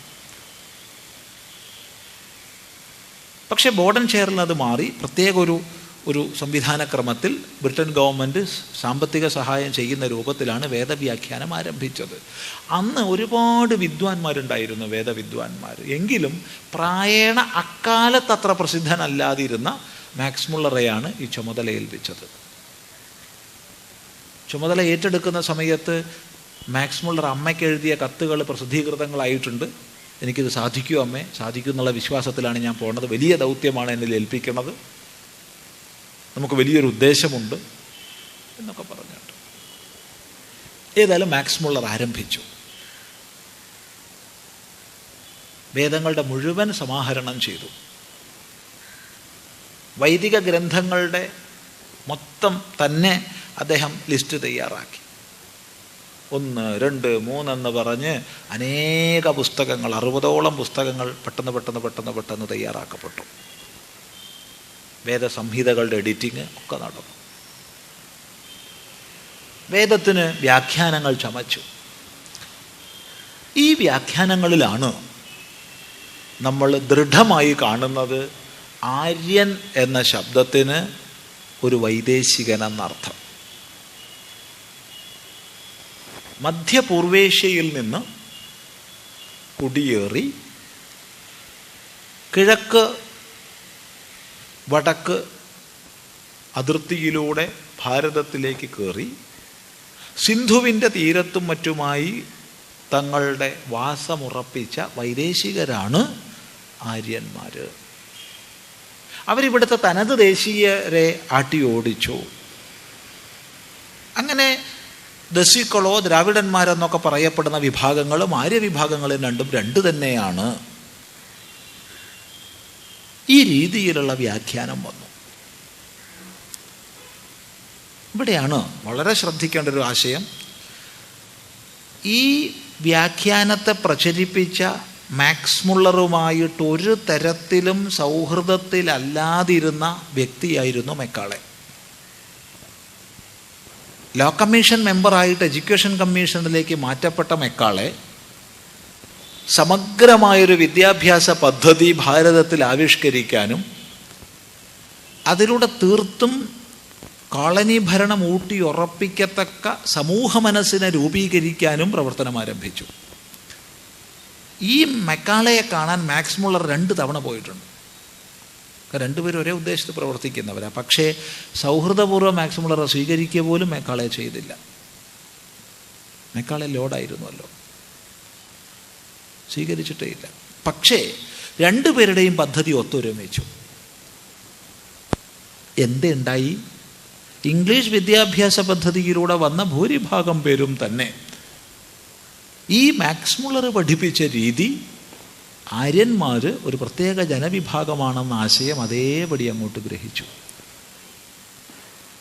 ഇത് കേവലം ഇന്ത്യയിൽ മാത്രമല്ല, വ്യാപിച്ചു. ഇതിൻ്റെ അനർത്ഥം എന്തൊക്കെ ഉണ്ടായി എന്ന് നമുക്കറിയാം. ഗതൗ എന്നുള്ള ധാതുവിനനുസരിച്ച് അഭിഗമ്യൻ, ശ്രേഷ്ഠൻ എന്നാണ് ആര്യൻ എന്നതിനർത്ഥം. ശ്രേഷ്ഠൻ. പക്ഷെ ശ്രേഷ്ഠൻ എന്നുള്ള അർത്ഥം മാറി ഒരു വംശീയമായ അർത്ഥം നൽകപ്പെട്ടതോടുകൂടി ഒരു സംസ്കൃതിയുടെ നാശമാണ് സംഭവിക്കുന്നത്. വംശീയമായ അർത്ഥം മനസ്സിലാക്കുന്നതിലൂടെ ലോകത്തിലുണ്ടായ രക്തപ്പുഴകൾ എത്രയെന്ന് നമുക്കറിയാം. ആര്യശബ്ദത്തിന് വംശീയമായ അർത്ഥം മനസ്സിലാക്കിയത് കൊണ്ടുണ്ടായ അപകടങ്ങൾ ലോകമഹായുദ്ധവുമായി ബന്ധപ്പെടുത്തി നമുക്കറിയാവുന്നതാണ്. സത്യത്തിൽ സംസ്കൃതത്തിലെ ആര്യശബ്ദത്തിന് അങ്ങനെ ഒരു അർത്ഥം ഇല്ല. കോളനി ഭരണത്തെ ഊട്ടിയുറപ്പിക്കാൻ വേണ്ടി ഇവിടെ തനത് ദേശീയവാദികൾ ആരുമില്ല, എല്ലാവരും കടന്നുകൂടിയവരാണ്. നിങ്ങൾ കുറച്ച് മുമ്പ് വന്നു, ഞങ്ങൾ കുറച്ച് പിന്നെ വന്നു, അത്രയല്ലാണ്ട് നമ്മളൊക്കെ വന്നവര് തന്നെ, ആരും ഇവിടുത്തെ തനത് മക്കളല്ല എന്ന് പഠിപ്പിക്കാൻ വേണ്ടി ഉണ്ടാക്കിയ അപസിദ്ധാന്തമാണ് ഇത്. പക്ഷെ ഇന്ന് എന്തായാലും ഒട്ടനവധി ഗവേഷണങ്ങൾ ഈ വിഷയത്തിൽ നടന്നിട്ടുണ്ട്. ഒട്ടനവധി, എത്രയോ ശാസ്ത്രജ്ഞന്മാരും അനേക ഗ്രന്ഥങ്ങളെ ഈ വിഷയത്തിൽ എഴുതിയിട്ടുണ്ട്. വളരെയധികം പ്രചാരം വരുന്നുണ്ട്. ആര്യൻ അങ്ങനെ ആക്രമിച്ച് ഇവിടെ കീഴടക്കിയ ഒരു ജനവിഭാഗമല്ലെന്നും മറ്റുള്ള സിദ്ധാന്തം വ്യാപിച്ചു വരുന്നുണ്ട്. കൂടുതലായിട്ട് നമ്മൾ അവയെ പഠിക്കുക, ആവും വിധം അത്തരം ആശയങ്ങൾ പ്രചരിപ്പിക്കുക എന്ന് മാത്രം പറയുകയാണ്. ധർമാചരണം രാഷ്ട്രനന്മയ്ക്ക്, അതാണല്ലോ ഇപ്പോൾ വിഷയം. സന്തോഷം. പറയുമ്പോൾ പരമമായ ശാന്തിയും സമാധാനവും ഇസ്ലാമിലൂടെ മാത്രമേ ഉള്ളൂ എന്ന് സമൂഹത്തിൽ പ്രചരിപ്പിച്ചു കേൾക്കുന്നു. സന്തോഷം, നല്ലത്, വിരോധമില്ല. ഇത് രണ്ടും സംശയത്തിനിട വരുത്തുന്നു. സംശയത്തിനിട വരേണ്ട കാര്യമൊന്നുമില്ല. ഇസ്ലാം എന്നുള്ളതിലൂടെ ധർമ്മമാണോ ഉദ്ദേശിക്കുന്നത്? തീർച്ചയായിട്ടും സ്വീകാര്യമാണ്. അത് വിശദീകരിക്കാൻ മാത്രം അറബി ജ്ഞാനം ചിദാനന്ദപുരസ്വാമിക്കില്ല. അറിയാത്തതിനെക്കുറിച്ച് ഒന്നും പറയില്ല. ഇസ്ലാം എന്നുള്ളതിൻ്റെ അർത്ഥം ധർമ്മം എന്നാണെങ്കിൽ ശരിയാണ് പറഞ്ഞത്, 100% ശരിയാണ്. ഒരിക്കലും നമ്മൾ എതിർക്കില്ല.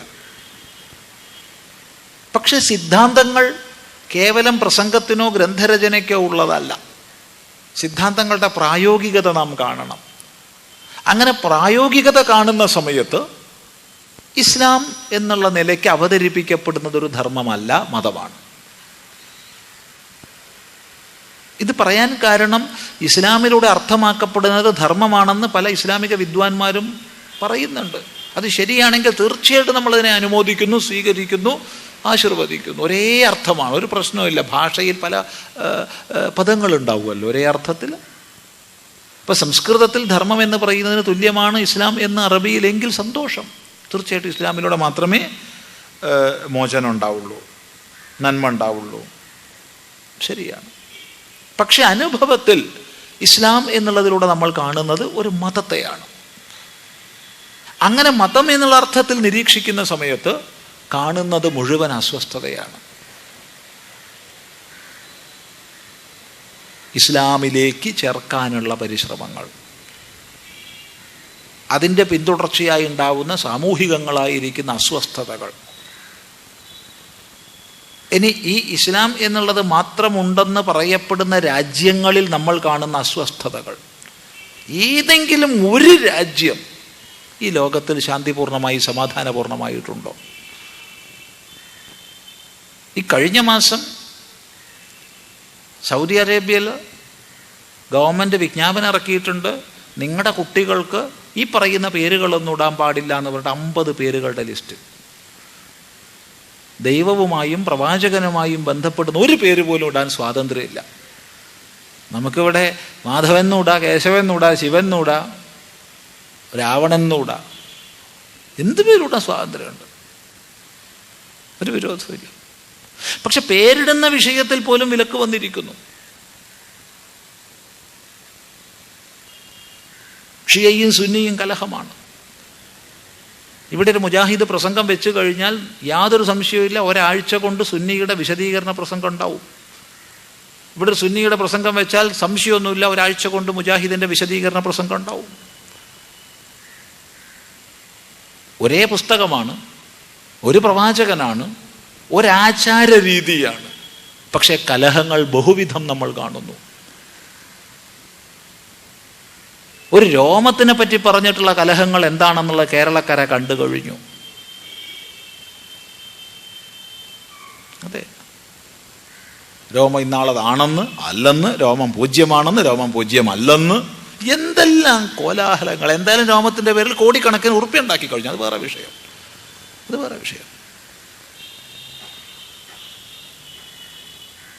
ഇത്രയ്ക്ക് കാലുഷ്യം ഇത്ര നിസ്സാര വിഷയങ്ങളിൽ പോലും ഉണ്ടായിക്കൊണ്ടിരിക്കുകയാണ്. ഒരു രോമം അതിൻ്റെ പേരിൽ. പ്രായോഗികമായിട്ടുള്ളതേ പറയുന്നുള്ളൂ, ഇല്ലാത്തത് പറയുന്നില്ല. ഇതാണോ ശാന്തി? ലോകം മുഴുവൻ രക്തപ്പുഴകളിൽ നിന്ന് ഏറ്റവും അധികം ഒഴുകിക്കൊണ്ടിരിക്കുന്നത് ഇസ്ലാമിൻ്റെ പേരിലാണ്.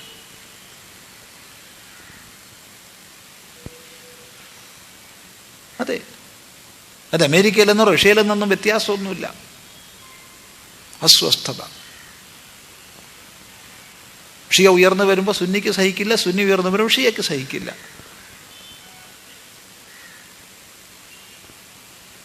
ഇറാനും സൗദി അറേബ്യയും കേന്ദ്രീകരിച്ചുകൊണ്ടുള്ള പ്രത്യേകം ശക്തികളുടെ ധ്രുവീകരണങ്ങൾ, ഇതൊക്കെ നമ്മൾ കാണുന്നു. ഇതാണോ ശാന്തി? ഇതാണോ സമാധാനം? അതുകൊണ്ട് ഇസ്ലാം എന്നുള്ളത് ധർമ്മം എന്നുള്ള അർത്ഥത്തിലാണെങ്കിൽ പറഞ്ഞത് ശരിയാണ്. പക്ഷേ പ്രായോഗികമായി അതല്ല നമ്മൾ കാണുന്നത്. ഒരു മതവ്യവസ്ഥയായിട്ടാണ് കാണുന്നത്. ആ നിലയ്ക്ക് എടുക്കുമ്പോൾ ജിഹാദുകളും മറ്റും അർത്ഥം വളരെ അപകടകരമായ രീതിയിലാണ് നമ്മളാൽ അനുഭവിക്കപ്പെടുന്നത്. ഇതിൽ യാതൊരു സംശയവുമില്ല. ഭാരതീയ സംസ്കാരം ഇത്രയും ശ്രേഷ്ഠമാണെങ്കിൽ എന്തുകൊണ്ടാണ് ഇന്നും ഭാരതത്തിൽ മാത്രം ഒതുങ്ങിപ്പോയത്? മറ്റു മതങ്ങൾക്കാണല്ലോ ഇന്ന് ലോകത്തിൽ ഏറ്റവും അനുയായികളുള്ളത്. നോക്കൂ, ഭാരതത്തിൽ മാത്രം ഒതുങ്ങാനോ? ഹിന്ദുധർമ്മോ സനാതനധർമ്മോ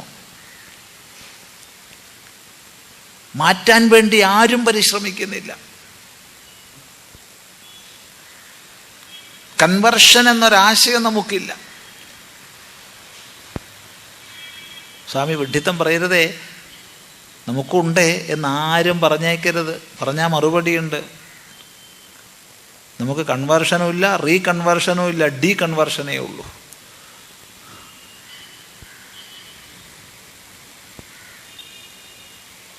അതെ, ധൈര്യമായി പറയുന്നു. കൺവേർഷനും ഇല്ല, റീകൺവേർഷനും ഇല്ല, ഡീകൺവേർഷനേ ഉള്ളൂ. അതിരിക്കട്ടെ, അത് വേറെ വിഷയം, അത് ചർച്ചയ്ക്ക് വെക്കേണ്ട വിഷയമാണ്.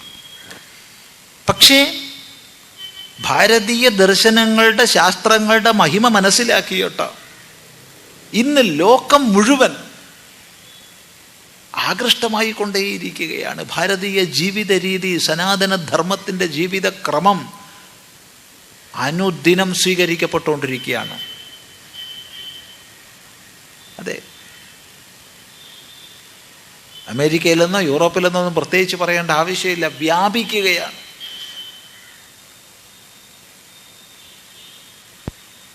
ഇനി പ്രാചീന കാലത്താണെങ്കിലും വ്യത്യസ്ത പ്രദേശങ്ങളിൽ ഇത് വ്യാപിച്ചിരുന്നു എന്നുള്ളതിന് ഒരുപാട് തെളിവുകൾ. ഇന്നും ഇസ്ലാമിക രാജ്യമായി നിലനിൽക്കുന്ന ഇന്തോനേഷ്യയിൽ പോലും എത്രമാത്രം നമ്മുടെ സംസ്കൃതിയുടെ വേരുകൾ ആഴത്തിൽ വ്യാപിച്ചിരുന്നു. രാമനും രാമായണവും.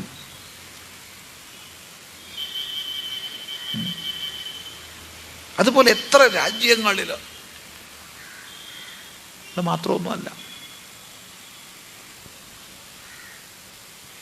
ഇന്നും ഭാരതീയ ശാസ്ത്രങ്ങളും ആചാരങ്ങളും വ്യാപിച്ചുകൊണ്ടേയിരിക്കുകയാണ്. പ്രത്യേകിച്ച് യോഗം, വേദാന്തം, ആയുർവേദം തുടങ്ങിയവ ഹേതുവായിട്ടുള്ള പ്രസരണം ലോകം മുഴുവൻ നമ്മൾ ഇന്ന് കാണുന്നു. അതെ, അമേരിക്കയിലൊക്കെ ഉണ്ടായിട്ടുള്ള ഹൈന്ദവ ജീവിതക്രമത്തിൻ്റെ വർധനവിനെ സംബന്ധിച്ച് ഒരുപാട് ഗ്രന്ഥങ്ങൾ എഴുതപ്പെട്ടിട്ടുണ്ട്. ദി അമേരിക്കൻ വേദ തുടങ്ങിയ ഗ്രന്ഥങ്ങൾ 2-3 വർഷങ്ങൾക്ക് മുൻപ് തന്നെ വളരെ പ്രചാരം വന്നവയാണ്. ഫിലിപ്പ് ഗോൾഡ്ബർഗിൻ്റെ ദി അമേരിക്കൻ വേദ. വാസ്തവത്തിൽ അതുപോലെ ഒരു ഗ്രന്ഥം യൂറോപ്പിൽ എഴുതപ്പെട്ടിട്ടില്ല. അതിൽ വിവേകാനന്ദ സ്വാമികൾക്ക് ശേഷം അനേകം ഭാരതീയ ആചാര്യന്മാരുടെ പരിശ്രമഫലമായി സനാതനധർമ്മം, ഹിന്ദുധർമ്മം എത്ര അമേരിക്കയിൽ വ്യാപിച്ചു എന്നുള്ളതും അതിൻ്റെ പിന്തുടർച്ചയായിട്ട് തദ്ദേശീയരായ ആചാര്യന്മാർ യോഗ വേദാന്ത പ്രചരണം എത്രമാത്രം ചെയ്തുകൊണ്ടിരിക്കുന്നു എന്നുള്ളതിൻ്റെ രേഖാചിത്രമാണ് ഫിലിപ്പ് ഗോൾഡ്ബർഗിൻ്റെ അമേരിക്കൻ വേദ. അപ്രകാരം ഒരു ഗ്രന്ഥം യൂറോപ്പിനെ സംബന്ധിച്ച് എഴുതപ്പെട്ടിട്ടില്ല. എഴുതപ്പെട്ടിരുന്നെങ്കിൽ അമേരിക്കയിലുള്ളതിനേക്കാൾ കൂടുതലാണ് യൂറോപ്പിൽ വേദാന്ത പ്രചരണം, യോഗ പ്രചരണം. എത്ര ആചാര്യന്മാർ പ്രവർത്തിക്കുന്നു, എത്ര യോഗ കേന്ദ്രങ്ങളാണ്. പലതും അപകടമായിട്ട് തന്നെ പ്രവർത്തനമുണ്ട്, വളരെ അപകടമായിട്ട്. അതെ, അപകടമായിട്ടെന്ന് പറയുമ്പോൾ ഓർമ്മ വരുന്നത് ഒരമ്മ, അവർ ജർമ്മനിയിലൊരു യോഗ ഇൻസ്ട്രക്ടറാണ്. വന്ന് പരിചയപ്പെട്ട് കാര്യങ്ങളൊക്കെ സംസാരിച്ച് ഊണ് കഴിച്ചു. നല്ല അസലായിട്ട് ആശ്രമത്തിലെ കറി അവർക്ക് വളരെ ഇഷ്ടമായി. നമ്മളൊക്കെ കഴിച്ചതിൻ്റെ ഇരട്ടി കഴിച്ചിട്ടുണ്ട് ഭക്ഷണം. ഇതും കഴിഞ്ഞ് വർത്തമാനം പറയുമ്പോൾ പെട്ടെന്ന് കാണിച്ചു തന്നു സർവാംഗാസനം. ഊണ് കഴിച്ചിട്ടേ ഉടനെ സർവാംഗാസനേ. അയ്യോ അമ്മ ചെയ്യരുതേ, ദയവ് ചെയ്തിട്ട് ശീർഷാസനവും സർവാംഗാസനവും ഒക്കെ അങ്ങുള്ളതായി ഇങ്ങുള്ളതല്ല, അതുകൊണ്ട് അത് എന്തായാലും ഊണ് കഴിച്ചിട്ട് എന്തായാലും വയ്യ, അപകട പറഞ്ഞിട്ട് മാറ്റി. അപ്പോൾ ഇത്ര പോലും വികലമായി ചെയ്യാൻ അവർ ഇൻസ്ട്രക്ടറായിട്ട് വാഴുന്നുണ്ട്. ബാക്കി പറയണ്ടല്ലോ, അത്ര പ്രചാരം വന്നു കഴിഞ്ഞു. ഒന്നും നേരം പോക്ക് പറയുകയല്ല, വ്യാപിച്ചുകൊണ്ടിരിക്കുക. ഇനി വ്യാപിക്കുന്നു എന്നുള്ളതല്ല ശ്രേഷ്ഠത, അതും മനസ്സിലാക്കിക്കൊള്ളണം. വ്യാപിക്കുന്നുണ്ട്, അതുകൊണ്ട് സനാതനധർമ്മം ശ്രേഷ്ഠമാണെന്ന് പറഞ്ഞാൽ അത് ശരിയല്ല.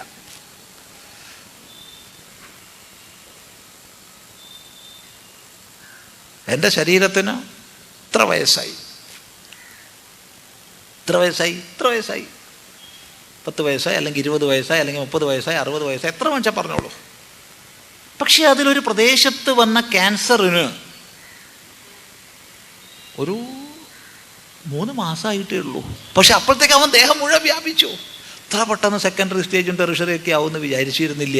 ആയെന്നേ, അങ്ങനത്തെ ക്യാൻസറാ സ്വാമി. അപ്പോൾ യവൻ എൻ്റെ ദേഹത്തിലേക്ക് 1 കൊല്ലം കൊണ്ട് മുഴുവൻ വ്യാപിച്ചു. ഞാനിത്ര വ്യാപിക്കാൻ എടുത്തത് 50 കൊല്ലം. യവൻ 1 കൊല്ലം കൊണ്ട് വ്യാപിച്ചു. ആരാ കേമൻ?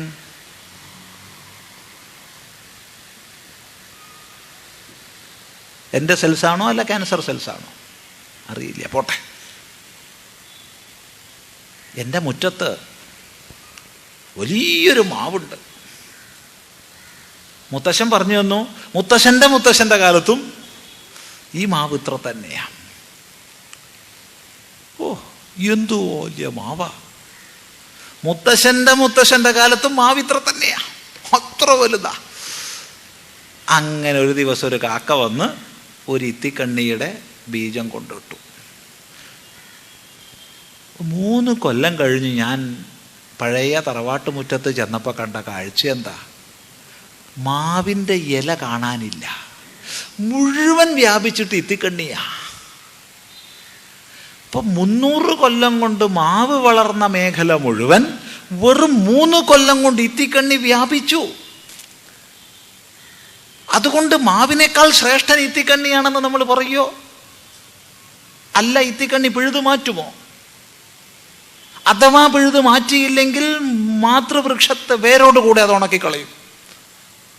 അതുകൊണ്ട് ഇത്തിക്കണ്ണിയുടെ ഒരല്പവും ശേഷിപ്പില്ലാത്ത വിധം ഞാൻ പിഴുതു മാറ്റി. അപ്പം മുത്തശ്ശി പറഞ്ഞു, നന്നായി മോനെ, അതുകൊണ്ട് മാവ് നിലനിൽക്കും. അതുകൊണ്ട് പ്രചരിച്ചു, വ്യാപിച്ചു എന്നുള്ളത് ഒന്നിൻ്റെ ശ്രേഷ്ഠതയല്ല. സനാതനധർമ്മം ലോകം മുഴുവൻ വ്യാപിക്കുന്നു, അതുകൊണ്ട് സനാതനധർമ്മം ശ്രേഷ്ഠമാണെന്ന് വിഡ്ഢിത്തം നമ്മൾ പറഞ്ഞേക്കരുത്. അങ്ങനെ പറഞ്ഞിട്ടില്ല. പക്ഷേ വ്യാപിക്കുന്നു, അതൊരു സത്യം. പക്ഷെ വ്യാപിക്കുന്നു എന്നുള്ളത് ശ്രേഷ്ഠതയല്ല. അത് എല്ലാത്തിനും ഈ പറഞ്ഞത് ബാധകമാണ്. ഒരു സ്വാമിജിയോട് വിഷുക്കൈ നീട്ടം ചോദിച്ചപ്പോൾ സ്വാമിജി പറഞ്ഞു, നിങ്ങൾ ഞങ്ങൾക്ക് ദക്ഷിണ ഭിക്ഷ നൽകുകയാണ് വേണ്ടതെന്ന്. സ്വാമിജി സന്യാസിയുടെ കയ്യിൽ നിന്ന് ദക്ഷിണ വാങ്ങുന്നത് പാപമാണോ? മഹാത്മാക്കളുടെ കയ്യിൽ നിന്ന് കിട്ടുന്നത് പുണ്യമല്ലേ? കിട്ടണമൊക്കെ പുണ്യം തന്നെയാണ്, വിരോധമൊന്നുമില്ല. ഞങ്ങളെ ഈ കാഷായ കൊടുത്ത് നടക്കുകയല്ലേ. ഇപ്പോൾ ഇതിപ്പോൾ എന്തിനാ ഇപ്പോൾ ഞങ്ങളോടെങ്കിലും ആരെങ്കിലും ഒന്നും ചോദിക്കാതിരിക്കട്ടെ എന്ന് വിചാരിച്ചിട്ടല്ലേ ഇപ്പോൾ അതൊക്കെ കൊടുത്ത് നടക്കുന്നത്. ഞങ്ങളെ തെണ്ടികളാ, പിന്നെ തെണ്ടികളോട് തെണ്ടാൻ പോണോ? തെണ്ടികളെടുത്ത് വല്ലതും കിട്ടിച്ചാൽ വാങ്ങിക്കോളൂ, അതിന് വിരോധമില്ല. അതെ, തെണ്ടികളെടുത്ത് വല്ലതും കിട്ടിച്ചാൽ മേടിച്ചോളൂ, അതിന് വിരോധമല്ല. പക്ഷെ തെണ്ടികളോട് തെണ്ടാൻ പോകരുത്. അതുകൊണ്ട് ഏതെങ്കിലും മഹാത്മാവ് നമുക്ക് വല്ലതും തന്നോ വാങ്ങിക്കോളൂ, സന്തോഷപൂർവ്വം വാങ്ങിക്കോളൂ. പക്ഷെ ചോദിക്കാൻ പോണ്ട. വേറെ പലതും ചോദിക്കാലോ. ഒരാളെടുത്ത് സവിശേഷമായി എന്താണുള്ളത് വെച്ചാൽ അതാണല്ലോ ചോദിക്കേണ്ടത്. എൻ്റെ അമ്മയ്ക്ക് തരാൻ കഴിവുള്ള, എൻ്റെ അച്ഛന് തരാൻ കഴിവുള്ളത് എന്നെ സ്വാമിയും തരണ്ടല്ലോ. എന്നാൽ എൻ്റെ അമ്മയ്ക്കോ എൻ്റെ അച്ഛനോ തരാൻ കഴിയാത്തെന്തെങ്കിലും സ്വാമിയുടെ അടുത്തുണ്ടെങ്കിൽ അത് ചോദിച്ചൂടെ? അതിനല്ലേ നമ്മൾ പരിശ്രമിക്കേണ്ടത്. അതുകൊണ്ട് തെറ്റൊന്നുമില്ല, പാപമൊന്നുമല്ല. പാപം ചെയ്തുല്ലോ ഞാനൊന്നും വിചാരിക്കേണ്ട ആവശ്യമില്ല, പാപമൊന്നുമല്ല. എന്നാലും അതിൻ്റെ ആവശ്യമില്ലാത്തതാ. സ്വാമിയാർ തന്നു വല്ലതും സന്തോഷമായിട്ട് വാങ്ങിച്ചോളൂ. സ്വാമിയാർക്ക് വിഷക്കൈ നേട്ടം തരൂ എന്ന് ചോദിക്കേണ്ട ആവശ്യം ഇല്ല. തന്നു വെച്ചാൽ സന്തോഷമായിട്ട് മേടിച്ചോളാം, ചോദിക്കേണ്ട ആവശ്യമില്ല. അതാണ് അതിന് പറയുന്നത്. അതിനിപ്പോൾ എന്താ താത്വികമായിട്ടൊന്നും വിശദീകരിക്കേണ്ട ആവശ്യമില്ല. ഇതിലത് ഒതുങ്ങി. ശരി, നമുക്ക് നാളെ കൃത്യസമയത്തിന് ഒത്തുകൂടാം. ഓം ഗുരുർബ്രഹ്മ ഗുരുർവിഷ്ണു ഗുരുർദേവോ മഹേശ്വരഃ ഗുരു സാക്ഷാത് പരം ബ്രഹ്മ തസ്മൈ ശ്രീ ഗുരവേ നമഃ.